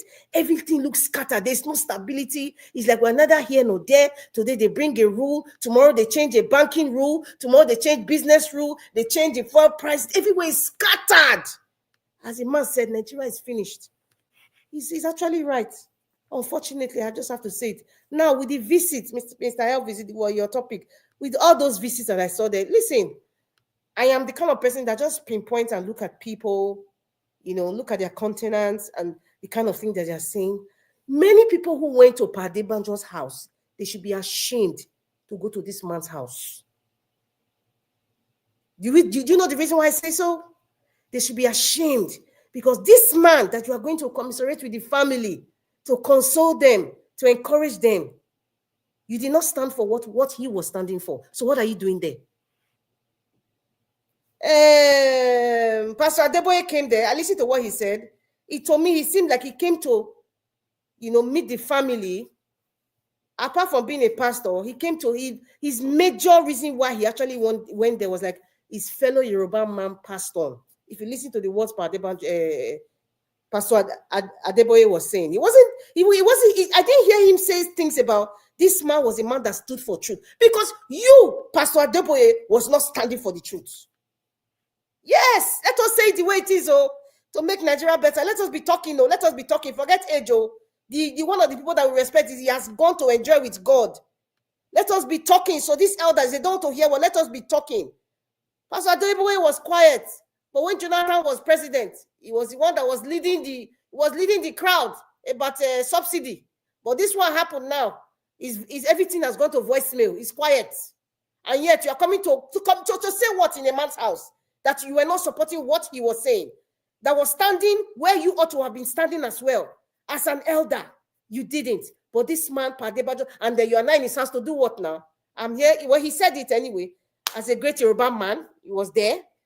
Fellow Yoruba man, and you know, Afenifere leader and all that, but you never spoke about his stance and his truth and what he stood for, because both of you are not in the same league. Peter Obi being there, that was expected, because Peter Obi was standing in the same league as just like I would say Sowore to a point, and the same thing like the other great men, and our guy Dele Farotimi was there as well. You know, those are the people who were standing, who were in the same, had the same ideology of where Nigeria ought to be. They were the ones standing and speaking up to the intimidating, the satanic leaders that we had today. So the other people that were there, what were you there for? Former governor of Ogun State was there. I saw him now. He wasn't there. I mean, come on. All of them, let guilty conscience, let Adebanjo spirit be haunting them so that they can come and they should change. All of them. All of them should change. All of them, they should change. Because this is the only man that stood for us, 2023. All the other ones, they were either insulting us, they were either making statements in their churches, some of them kept quiet, they were called us fascists, they called us all sorts of names. Till date, they're even still insulting us. Till date. So I am not apologetic about it. I am not sorry for what I just said. I don't respect many of these so-called elders. They're part of the problem of Nigeria. God bless you, Adebanjo. And I know that the angels of the Lord, they are carrying you to where you ought to be in heaven, seated with the Almighty God, because you're a man that stood for the truth. And I pray that the Lord forgive you for every of your shortcomings, because nobody is perfect. But for us as a nation in Nigeria, and for the youths of Nigeria, you stood with us. And we are going to stand with you. Anywhere anybody is called Adebanjo, last name, whether you are related or not, it sends a signal. You have left a good legacy. You have left a good legacy. So it's also a lesson for each and every one of us here. We don't know how long we're going to be in this world. But however, if you know that you are going the opposite way, if you know that you are going, you are supporting things that you know ought to support because of now, because of stomach infrastructure, because of maybe, you know, your life is going to change by the monetary aspect you get, but however, you don't have peace. Well, your name has been damaged. So what will happen to your children after you leave? Seriously, there's some people who came to Adebanjo's house now. If you mention their name anywhere, nobody wants to talk to their children because of the legacy that their parents have left behind. So God bless Adebanjo. God bless Nigerian youths. I want to say thank you, sir. Thank you, Baba. Thank you so much for standing with us, for standing for the truth, even in the midst of adversaries against you. The people that were, even the Afenifere, they went as far as, the man from Badenoch went as far as even trying to infiltrate and dismantle Afenifere as a pressure group. They went that far, but Adebanjo still stood his ground. God bless that man, man. God bless him. God bless him. In fact, I can talk all day about just Adebanjo because he deserves it and more. Thank you for standing for us. You are the only elder standing for us during the 2023 election. God bless you and God bless your family. Going along, moving along. I don't know. I think maybe I'm listening to what Prince Collins was talking about, the Niger Delta thing. I'm assuming, Mr. Elvis, you played the video of, you know, the activists in the talking to Shell. I don't know if that's the video that you played, but let me just assume that's the video. The thing is, we need to be aware of certain things. Yes, we need to be aware of certain things. When it comes to the Niger Delta, the cleanup, I remember this cleanup was talked about more than 15 years ago. Yes, even more than, what am I saying? Probably 20 years ago was talked about. But what people fail to understand that, you see all these companies like Shell or oil servicing companies like Ajip, you know, Texaco and the rest that have come to Niger Delta, you know, in exploration and all that. And they've talked about the cleanup. Have anybody ever studied that these people have actually made compensations? They should be, you see, all these activists, these foreign activists that come out to scream and yell at Shell, whether that video was an old video or a new video, but we need to understand something. The likes of Tom Polo, the people of the Niger Delta Avengers. Those people, Madam Rita, those companies they pay tire. They don't pay tire. Exactly. Listen, I went to the list of Delta group, militant groups. Niger Delta Avengers, Niger Delta Greenland Justice Mandate, Joint Niger Delta Liberation Force, Niger Delta Red Squad, Adakaboro Avengers, Asawana Deadly Force of Niger Delta Revolutionary Crusaders, Niger Delta Avengers, and all of them they're still existing, because if you go to Google, all of them, they say maybe one is not NDA. Niger Delta Avenger was created 2016. They said to present. All these ones I've listed, they have their start date and the end date is present, so they're still existing. Why are we not hearing those fights anymore? They don't settle tire. They have paid the government. They have paid the NDDC. Even most of their traditional rulers, everybody has been taking this money, meant that have been compensated by these oil companies to clean up the Niger Delta. What happened? What happened? They think, they really think that it's just about the money. They don't know it's going to affect their children, their wife, pollution of the water. Many of them start having diseases like cancer. So many other things, respiratory issues, because everything is messed up. Even economically, no more fishes again. All the fishes are all gone. They've gone to other rivers. It's all messed up. But the money has been given to oil companies, have paid to these communities. Niger Delta. Okay, there was this day when I think Mr. Prince Alabo was here one time and was talking about what is going on in Ogoni land, Brass, all those places. They have compensated them. Let us ask former Governor Wike, for example. Is he trying to tell me that he did not get some certain amount of money from Shell and other companies? It's not only Shell that's in Niger Delta, you know. There's so many other oil companies that are there. NNPC is also there. Are they going to tell us that they didn't compensate them? So, you know, anytime I hear, oh, they should clean up, I'm not even feeling bad at all, because I know years ago, even during Obasanjo's regime, they've talked about the cleanup. These companies have paid. Start asking your local leaders, where is the money they gave you guys for cleanup? Start asking NDDC. Start asking your governors. Start asking them, Niger Delta people. It's not Shell you go and meet. If you guys want to drink your oil, all these companies will leave. Most of you will be jobless. They will leave. Me, I want them to even leave anyway. They will leave. Madam Rita, so let me say something 1 second. There's a difference between money paid for compensation and money for cleanup, because the society, the people are not supposed to clean it up. No, they don't give money to people to clean up. They give companies, they employ experts to come in and clean it up. Government is involved. Black Panther, I have to go and do my research. I have seen this story like more than a decade ago, and things have been done about it. The cleanup money is different from compensation. Even the compensation, many of them, many of the old women and men, they're still suffering. They don't have clean water. There's some villages that don't have clean water, and they're taking oil from there. What is the local government of that constituent doing? What is the governor of that state doing?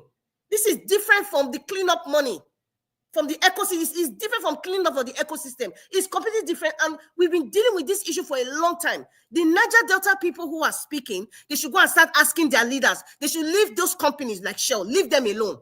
Ask them, where is the money they're giving to these people? Where did you guys use the money for? They share the money. Because the black man only think of me, myself, and I. It's all about money, money, money, money, money. It's disgusting. Going back to the last part, the part of Governor Obaseki, I think looking at the topic, 96 billion fraud. You see, in all of this, the sad part, the unfortunate part, is that Governor Obaseki, the former Governor Obaseki, is not going to jail. Period. If I say that, you will not ask, okay, what is the purpose of us hearing this, fraud that?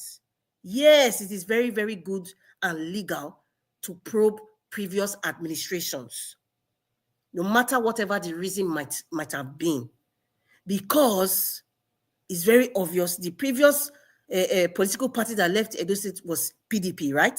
The one present is APC. Okay, when Adams Oshiomhole was governor, it was APC, right? So when Obaseki became governor, Mr. Elvis, God bless you. Mr. Elvis was shouting. Mr. Elvis was shouting. In fact, Mr. Elvis was daring Governor Obaseki, former Governor Obaseki, probe Adams Oshiomhole. We did not hear anything. The next thing we heard, he named a building after Adams Oshiomhole and said, "You changed my life. I will never forget you."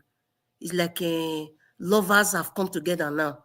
And then the people that were shouting hallelujah, hallelujah, insulting and fighting themselves, even if they did not hear word, because Nigerians don't hear what Dele Farotimi said, do not fight in their word. Listen, it's a family quarrel that all these politicians have. All of them family quarrel. It has nothing to do with you. So when I see people vituperating and shouting and insulting people because they are talking for a candidate that they idolize, I just laugh because it's just sheer stupidity. It is. Because these people they don't even know you exist. They don't. So they make it look like it's a game, or we are two teams and we're fighting a game. They still just don't get it. At this point in time, people are still shouting, "Oh, it's Aswe, it's Monday, it's Aswe." I'm just like seriously, man, we get a long way to go, man. Very, very long way. This bickering will never end between APC and PDP in Edo State, because I warned you, Black Panther warned you. Alex, my brother from all the way from Amagba, warned you people. Just like many other people warned those of you who were in APC and PDP. You people said, "Oh, we were in disguise supporting APC." We warned you people of what is going on, what is happening now. So all of you should swallow it. People are desperate to ask me questions about what did I think about the tribunal. Man, in fact, I don't want to say what I want because this is social media. Whatever comes out, all of you will swallow it. I don't give a rat's beer. All of you will swallow whatever comes out from the Edo State Electoral Tribunal, because we warned you here. I warned you here. We were insulted, but we were still warning you here. That is why I wanted Labour Party, because I know whoever wins, Edo State will not have peace, because it's APC and PDP, the Siamese twins that are very stubborn. They don't love you people. They love only themselves and their pockets. So whatever you guys see now, you will swallow the bitter pill. You will swallow the boga fish in your throat. You must swallow it. You must swallow it, my people. And, all this talk about EFCC, Obaseki, please, I don't know if I think there is a proper way to do things. If the EFCC is quiet, what signal does that send to you people? Let me break it down in case some of you want to pretend that you are ignorant. If the EFCC is not going against Obaseki, it obviously means that a deal is being struck behind the scenes. That's just how the Nigerian, if you were just born yesterday, I will understand. But if you're as old as 30 years old or 20 years old, and you still don't understand the dynamics of the Nigerian, political scene, wake up and smell the gari, because it's not coffee. Nigerians is wake up and smell that cassava. That's why there's silence. That is why there is silence. So what the APC is left with in Edo State is the likes of Emata, or the likes of the one that those psychophants coming to tell us he stole 500 billion. Tomorrow, next tomorrow, he stole 3,500 cars. The other day, they will start say, "Oh, he stole 800 buildings or 200 acres of land." We don't want all those little bits and pits. There's a proper way to do it. This shouting and hula baloo, like I call it, is just like, okay, you're just trying to smear his name. He stole this. Is there anybody that don't steal money in Nigeria? Is there any politician that don't steal money in Nigeria? What even annoys me is that people will be denied for former Governor Obaseki. Oh, he did not steal. Oh, what are people saying? It's a lie. It's like, what's wrong with these people? Then they are dishonest people. Very, very dishonest. Because you know the truth. I know the truth. The entire world knows the truth. And the person you're supporting knows the truth as well. So, Mr. Elvis, I'll stop here. Tomorrow, I'm waiting for Obaseki stole 5,000 acres of land. I'm waiting for it again, because until EFCC come out now. EFCC is not going to come out now. It's obviously that there's something behind the scenes working. Just like how Adam Soshomele said, come to APC and your sins are forgiven. So they're all making deals behind our backs. And some foolish people are still shouting hallelujah and supporting. Thank you, Mr. Elvis. I was saying. Margarita, the talk we never talk for the past 78 years. I don't let you talk all of them today now. Yes, so. Yes, so. He don't vomit all of them. Not give anyone. I not stop Amo. Thank you, Margarita. Thanks for that submission. I appreciate you, man. Thank you very much. All right, the last person on the panel, give us a mandate. Thank you very much, my brother. Good evening to you. Thanks for joining us. Please talk to us. Let's do a final submission. Good evening to you. Hopefully you can hear me clearly, sir. Yes. Okay, thank you very much. I greet you, panelists. I greet everyone. Let me stand on the existing protocol. Greetings to the comment section. Mommy Diaspora, I greet you. I greet everyone. Thank you for doing this again today. Well, I just want to come in and give my own flower to the man that stood for Nigeria. Ẹ̀yin ọmọ Nigeria, ẹ kú rọ́jú. Ẹ̀yin ọmọ Oòduà, ẹ kú rọ́jú. Arewa, ẹ kú rọ́jú. Ẹ̀yin ndị Igbo, ẹ kú rọ́jú. Adebanjo lọ, ẹni rere sunre, bàbá dáadáa. Ó jà fónílé, ó jà fálejò. Ó jà fún gbogbo ará ìlú, ó jà fún tilé tẹbí tará toko ní gbogbo níbibi. Pa Adebanjo, a kí yín o bàbá, ẹ ṣé, adúpẹ́ dúpẹ́ dúpẹ́ dúpẹ́, adúpẹ́ adúpẹ́ adúpẹ́. Ọmọ Oòduà dúpẹ́, Arewa dúpẹ́, Ndị Igbo dúpẹ́ fóhun tẹ́ ẹ ṣe fún Nàìjíríà. Pa Adebanjo, bàbá rere, bàbá dáadáa, bàbá mi, bàbá wa, bàbá orílẹ̀-èdè, bàbá Nàìjíríà, bàbá tó wẹ̀ tó yán kọ̀ǹkọ̀n, bàbá tí kò ṣe bí sọ́mọlàkejì rẹ̀. Kò tiẹ̀ rò pé Peter Obi ọmọ Ndị Igbo ni, ó gbá tẹ̀lé torí kíni, ó ń jà fún Nàìjíríà. Pa Adebanjo, a kí yín, ẹni rere sunre, ẹ filé kalẹ̀, adúpẹ́, a kí yín bàbá. Pa Adebanjo, Pa Adebanjo, bàbá rere, bàbá obedient, bàbá Nàìjíríà, bàbá Edo, bàbá Arewa, bàbá Ndị Igbo, bàbá Yorùbá, ẹ ṣé, ẹni rere sunre. Adebanjo sunre sunre sunre o, Adebanjo sunre. Ẹ ṣé bàbá, ẹ ṣé, ilé tẹ́ ẹ fi sílẹ̀ àti ọ̀nà tẹ́ ẹ fi sílẹ̀ kò ní dìbàjẹ́. A kí yín bàbá. Adebanjo ti sunre, ó ti sunre láyà olùgbàlà rẹ̀.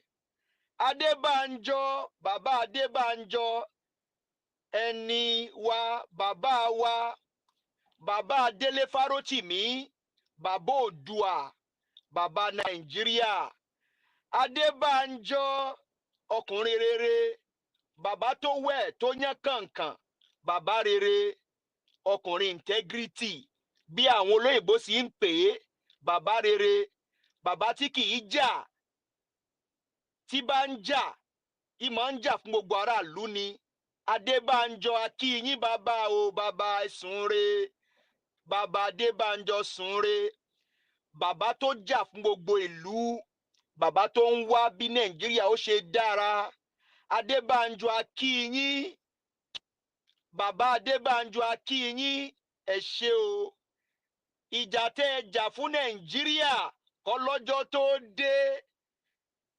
A kí yín bàbá, ẹ ṣé, ẹ ṣé, ẹ ṣé, Adebanjo, ẹ ṣé. Bàbá wa, bàbá gbogbo ayé, bàbá gbogbo Nàìjíríà, bàbá rere, ẹ ṣé o, ẹ ṣé, fóhun tẹ́ ẹ kọ́ wa, àgbẹ̀kọ́, àgbẹ̀kọ́, àgbẹ̀kọ́, bàbá Adebanjo, ẹ ṣé. Gbogbo ọmọ Yorùbá, gbogbo ọmọ Yorùbá nílé lóko lẹ́yìn odi, ẹ jẹ́ ká fọwọ́sowọ́pọ̀ pẹ̀lú Ndị Igbo àti Arewa. Ẹ jẹ́ ká wá bí Nàìjíríà ó ṣe dára, ká gba Nàìjíríà kó lọ́wọ́ àwọn ajẹgúdújẹrá, lọ́wọ́ àwọn wọ̀nbílíkì wọ̀nbíbí, àwọn ẹni òfò, àwọn ẹni àdánù. Adebanjo jà, ó jà fún gbogbo ìlú. Bàbá Adebanjo, a kí yín, ẹ ṣé. Aya Adebanjo, k'Olúwa kó lọ́rẹ̀ ẹ̀mí yín, k'Olúwa kó pa yín mọ́, kó dáàbò bò yín àti ìdílé yín, kó rágbò bò yín. Áńgẹ́lì Ọlọ́run lókè ọ̀run arán yín, ẹ lọ ṣíjìbò ẹbí Adébánjọ, ẹ dáàbò bò wọ́n, ẹ yí wọn ká. Adébánjọ ṣeun, ó ṣeun rere, ó jà fún Nàìjíríà. Pa Adébánjọ, a kí yín o, bàbá mi, bàbá Nàìjíríà, bàbá Elvis, bàbá Jonathan, bàbá Black Panther, bàbá Rita, bàbá Peter Obi, a kí yín. Bàbá Obedient, ẹ ṣé Adébánjọ bàbá mi. K'Olúwa kó dáàbò bo ẹbí tẹ́ fi sílẹ̀. Orílẹ̀-èdè Nàìjíríà tẹ́ fi sílẹ̀, kí Ọlọ́run kó dáàbò bo Nàìjíríà, kó gbà wá lọ́wọ́ àwọn ẹni ibi, àwọn ẹbí òfò, àwọn ẹbí àdánù. Gbogbo ọmọ Yorùbá, gbogbo ọmọ Oòduà, gbogbo ọmọ Arewa, gbogbo ọmọ Ndigbo, ẹ jẹ́ ká kọ́ ẹ̀kọ́ lára Adébánjọ. Bàbá tí kò jà fún Yorùbá nìkan, tó jà fún gbogbo ayé, ó jà fún gbogbo ọmọ Nàìjíríà nílé lóko lẹ́yìn odi. Ọmọ Yorùbá, ọmọ Oòduà, ẹ jẹ́ ká fọwọ́sowọ́pọ̀ pẹ̀lú Ndigbo àti Arewa, ká wá bórílẹ̀-èdè wa yóò ṣe dára. Black Panther sọ láìpẹ́ pé tí Nàìjíríà ò bá dìde, Áfíríkà ò lè dìde. Ọmọ Yorùbá, ẹ jẹ́ ká fọwọ́sowọ́pọ̀, ẹ jẹ́ ká tún Nàìjíríà ṣe, ẹ jẹ́ ká jà, ká gba Nàìjíríà kúrò lọ́wọ́ àwọn wọ̀nbílíbí wọ̀nbíà, ká gba Nàìjíríà kúrò lọ́wọ́ àwọn jẹgúdújẹrá, àwọn ẹni ibi, àwọn ẹni òfò, àwọn ẹni àdánù. Adébánjọ, ṣé o bàbá mi, mo kí ọ, mo kí ọ, mo kí ọ. Adébánjọ, ẹni ire, bàbá dáadáa, ẹ̀yìn yín yóò dára. Ilé àti ọ̀nà àti ẹbí àtohun tí ẹ fi sílẹ̀, kí Ọlọ́run Elédùmarè bàbá kó dáàbò bo ìdílé yín, kó dáàbò bo àwọn ẹbí yín àti aya rẹ, olólùfẹ́ rẹ, mọ̀mọ́ Adébánjọ. Ìyá rere, ẹ mọ̀ ṣé o, tẹ́ ẹ fi pa Adébánjọ kalẹ̀ láti jà fún Nàìjíríà. Ìyá rere, a kí yín, ẹ mọ̀ ṣé ìyá mi, ìyá Adébánjọ, ìyá Nàìjíríà. Ẹ ṣé o, ẹ ṣé o, ẹ ṣé o. Mr. Elvis, mo kí ọ tó gbà mí láyè láti eulogize bàbá Adébánjọ. K'Olúwa kó lọ́rọ̀ ẹ̀mí rẹ, kó lọ́rọ̀ ẹ̀mí Naija Watch Media àti gbogbo olólùfẹ́ Naija Watch Media. Mo kí yín, mo kí yín, mo kí yín. Adébánjọ, sùn re. Nàìjíríà yóò dára, Nàìjíríà yóò dìde, Áfíríkà yóò dára, Áfíríkà yóò gòkè láti pàṣẹ Nàìjíríà. Ẹ ṣé o, tẹ́ gbà mí láyè. Tọ́rọ̀ bá tún kù, wọn ò mú wá.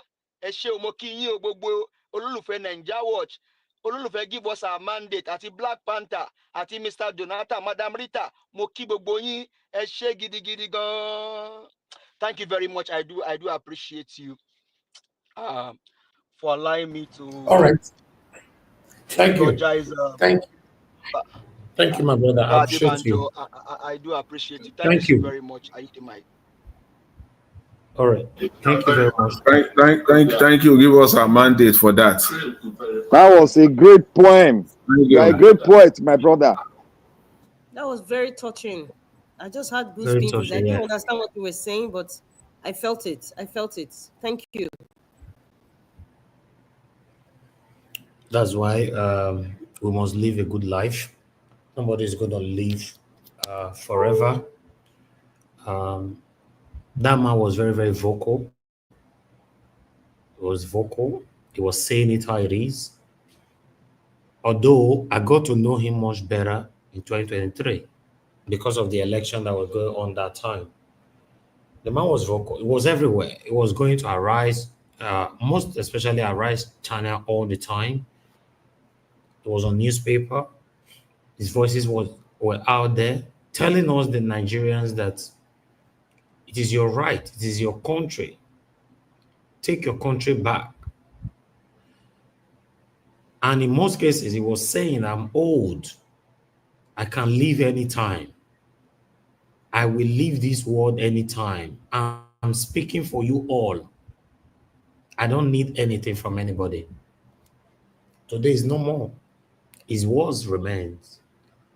His words will continue to ring bells in our head. Although it will ring bells on the good people's head, not the satanic people, because they don't care. You know, Adebanjo, when I got that news, I was shocked.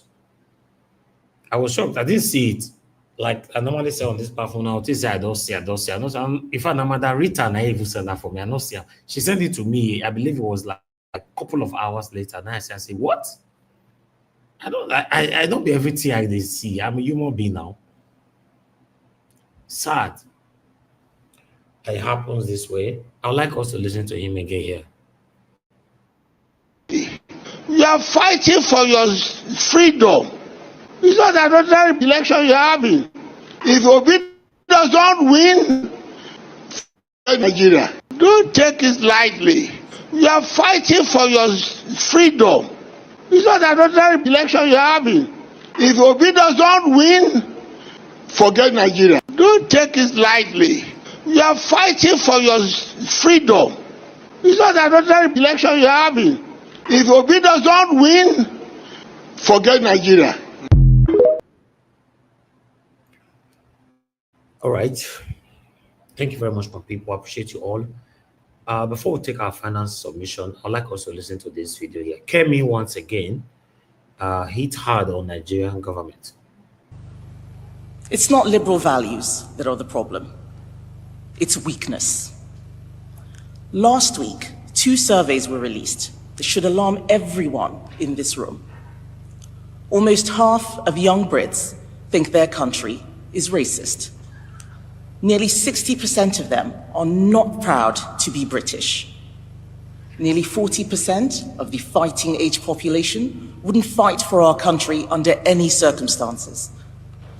More than half of those aged between 13 and 27 said the UK would be a better place if a strong leader was in charge who does not have to bother with parliament and elections. A dictator. We shouldn't be surprised.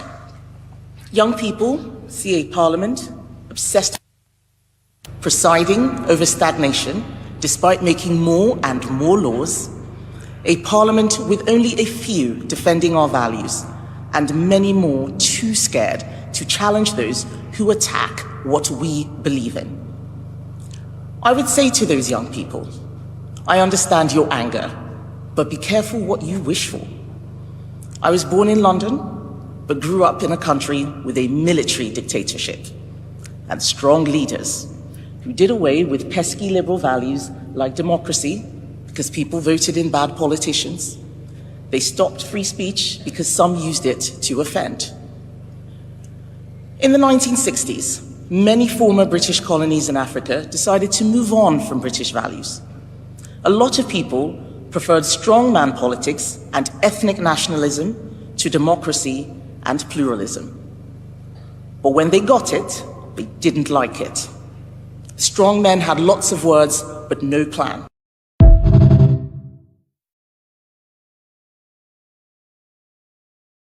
To answer about alphabet, but the charge of vindictiveness, what do you say to that? People have said it more than once. You know, Alami Eseka has said it, Ibori had said it. No, well, these people, let them give you chapter and verse.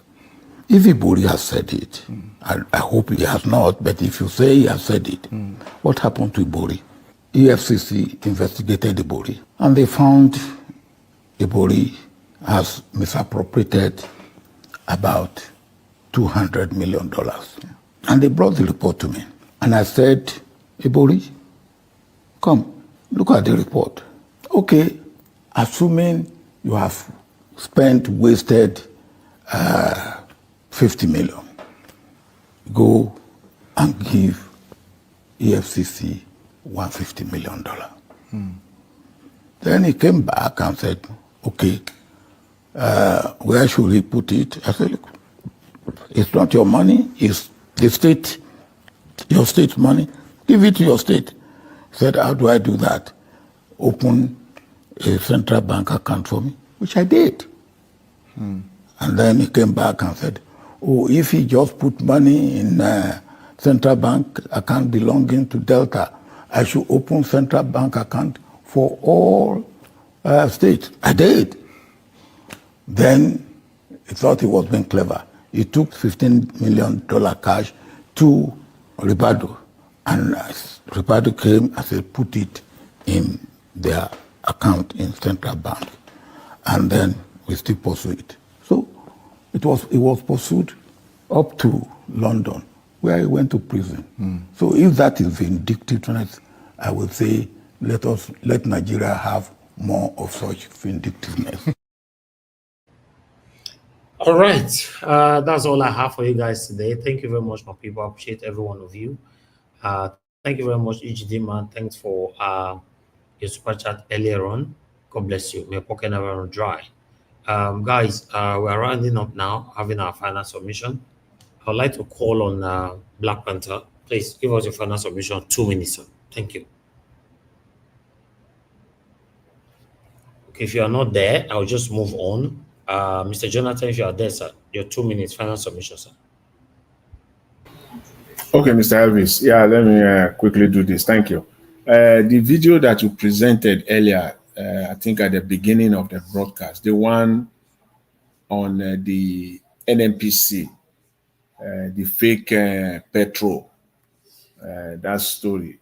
In fact, I just want to ask if that's something that you can actually present separately, because see, I spoke yesterday. I said we can run, we cannot hide, Nigerians. That is our problem. That one there is our major problem. There is no time today on this broadcast to deal with that matter, because I believe that today's highlight is Baba Adebanjo's demise. I believe that that is the most important subject matter today, and that all respect must be given to this man who indeed, I will say again, a very, very great Nigerian. So there's no time to really, dwell on other subject matters deeply. So that's story about NNPC, the lies that they are perpetrating. It's just that Nigerians are not listening until it gets to them, until it eventually gets to them. See, a lot of things are going on in Nigeria that we are not paying, even as much as we are trying. Thank God for platforms like Niger Watch. We need more, multiples of channels like this. We're not doing enough at all. We're not doing enough, because how many of these can Niger Watch bring out alone? How many? How many? Even if you are spending 10 hours every day, it is still not enough to project the problems that we have in Nigeria, except we have similar platforms doing the same thing all across board, so that all hands will be on deck to bring these things out. This story on this NNPC, bringing out fake products, attaching it to Dangote refinery, so that they can misalign, they can misrepresent, and they can when you want to buy, all you need to do is just give a dog a bad name to buy the dog. That's what they are doing to Dangote here, and Nigerians should see that for what it is, And then so I just want to ask, if that will be something that you can do. Then also, I looked at the one of the videos that you also presented, the Nigerian guy that was talking about, and you talked about it, at the beginning, the money that Nigeria is getting from USA. Your minute is over. 30 seconds, okay. Please. Okay, that's another subject area that is very, very important to really talk about, because I disagree with that guy in most almost, I would say 90% of what is said or whatever I presented there. You know, we must know that, see, the money that is coming from USAID to Nigeria, the largest chunk of that money is going to the health sector in Nigeria. But what is the state of Nigerian health sector today? That money is being, majority of that money is being looted. Do you know? It will baffle you to know that Nigeria is still getting money. Let me just end up on this note of surprise. Nigeria is still getting money on malaria that they are treating. How many Nigerians are being treated free? Please, if you are being treated free in 2025 at this age and time, Nigeria is still getting money for malaria. I'm talking of millions, hundreds of millions of dollars annually. Where is it? How many Nigerians are being treated for free for malaria? The money, all this money are being looted. They are being looted. It is not like millions or billions is going to Boko Haram. It is not so. All right. All right. We leave it just to set the record straight. The problem with our problem is corruption. All right. Those money, they are looting it, and they are looting it mercilessly. Thank you very much, Mr. Iris. I appreciate it. Thank you very much. Thank you. Yeah. Tony Africa, thanks for calling back again. You don't call after 10 p.m. I want to appreciate you for allowing Obeni give us our money to deliver such a great poem. And then what is missing here? Because I know that you are a producer, you can produce it by looking for somebody that can play talking drum. You know what I'm saying, to go along with it. Okay, now. Okay. So you will look for somebody who will fit player. We're not the home now. Look for somebody there in Nigeria that can support that poem with some talking drums. All right, thank you. Those one will put for the side and what would the knock like that. Okay. Thank you very much, Obaseki. I'm sorry for calling back. I just couldn't go myself back, Thank you. Thank you. Make a great, product out of it. Thank you very much. Thank you. Thank you. Okay. All right, Tony Africa, Karata. All right. Moderator, please, your final submission, 2 minutes, ma'am. Oh my goodness, final submission, Mr. Officer. I just want to thank you so much for what you do. Thank you for giving me this opportunity as well, and the rest of us as well, to speak on a daily basis. God bless you, sir. Thank you so much for everything. And the way Nigeria is right now, since we've lost one great leader, I don't know who is the next person apart from Peter Obi now, or the next person who is of the same age group as Adebanjo that can encourage us and urge us, to fight for our country. It's a kind of a bittersweet thing, when you look at everything that's been going on and how Adebanjo has passed, Peter Obi is still standing. We have the likes of Dele Farotimi still there, still speaking, but what can we do? What can we really, really do? Nigeria is just going, further down into the abyss of nothingness, because I don't really think many Nigerians know what they want. Many Nigerians don't know what they want. And, when you see people doing something wrong and you say, oh, is it the man from Badenoch that made you do it? Is it Tinubu's fault? But it kind of like it's indirectly, yes, their fault, because they have plunged this country down and people are left with, just being corrupt because in the name of, I want to survive. I want to survive. And we are still where we are. Anyway, I wish Nigeria good luck. I wish Edo State good luck, in all their political antecedents. And then God bless you. And Mr. Elvis, God bless you. Mommy, I love you very, very much. More than anybody in the whole wide world. Thank you very much, Mr. Elvis. Rita, thank you very much for all that you do. I appreciate you always. Thank you so much. My brother, give us a mandate. I beg your 2 minutes if you're there. Okay, you are not there. All right. Black Panther. Go to the next. Black Panther, I called you earlier. I'm calling you again. 2 minutes. All right. I need to round up the show right now. Thank you very much, people. I appreciate you all. Thank you so much for your time with us. Everyone that came to the platform today. Black Panther, Mr. Jonathan, give us a mandate. Madam Rita, God bless you all. Madam Patricia joined us, but she couldn't wait to give her submission. So those of you that supported the channel today, thank you so much. I don't like watch Peggy Modi, Ijedima, God bless you all, my people. Every one of you that called in, and God bless you, Madam Origin, Tony Africa, Wale, many others. Thank you. Appreciate you, my brother from London.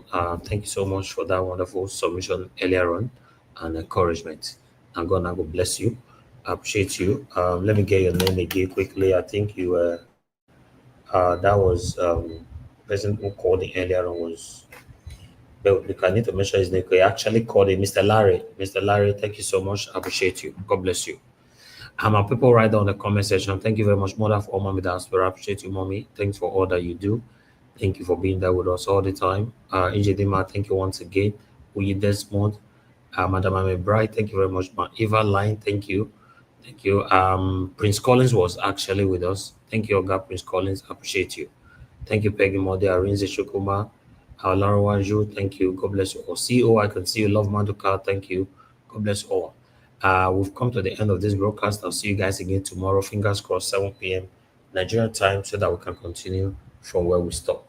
Stand for what is right, regardless of whatever it is, regardless of whoever that is involved. Stand for what is right. It's very, very, very important. My people, and God bless you now. Good night and bye for now.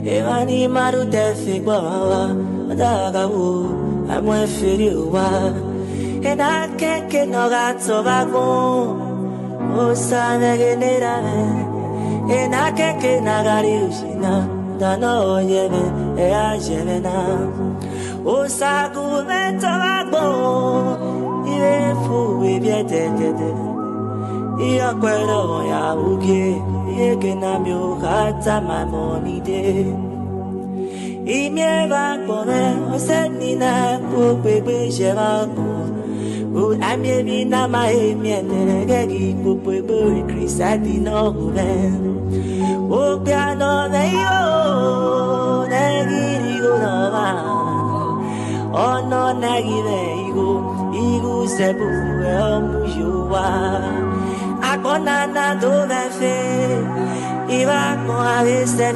allí uno allá ya de nada akona na ito ebe ite veni pia ite veni waga we bien se o no boca mi na chuajo o osagu me ware ni mi omatie no ma mi omatie I tell you, oh, osagu me ware ni mi omatie no ma mi omatie oh, I tell you, oh, itene pia ke vitene ko why yalare o waki madosi ona awake yo anega o when of your hana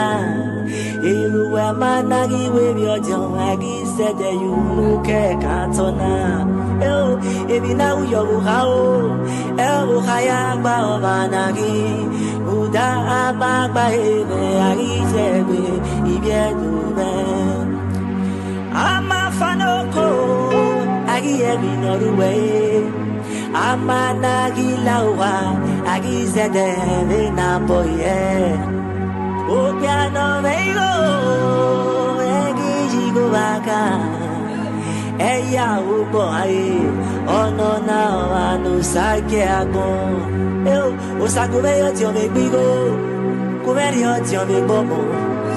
Osanu kumeri ojo.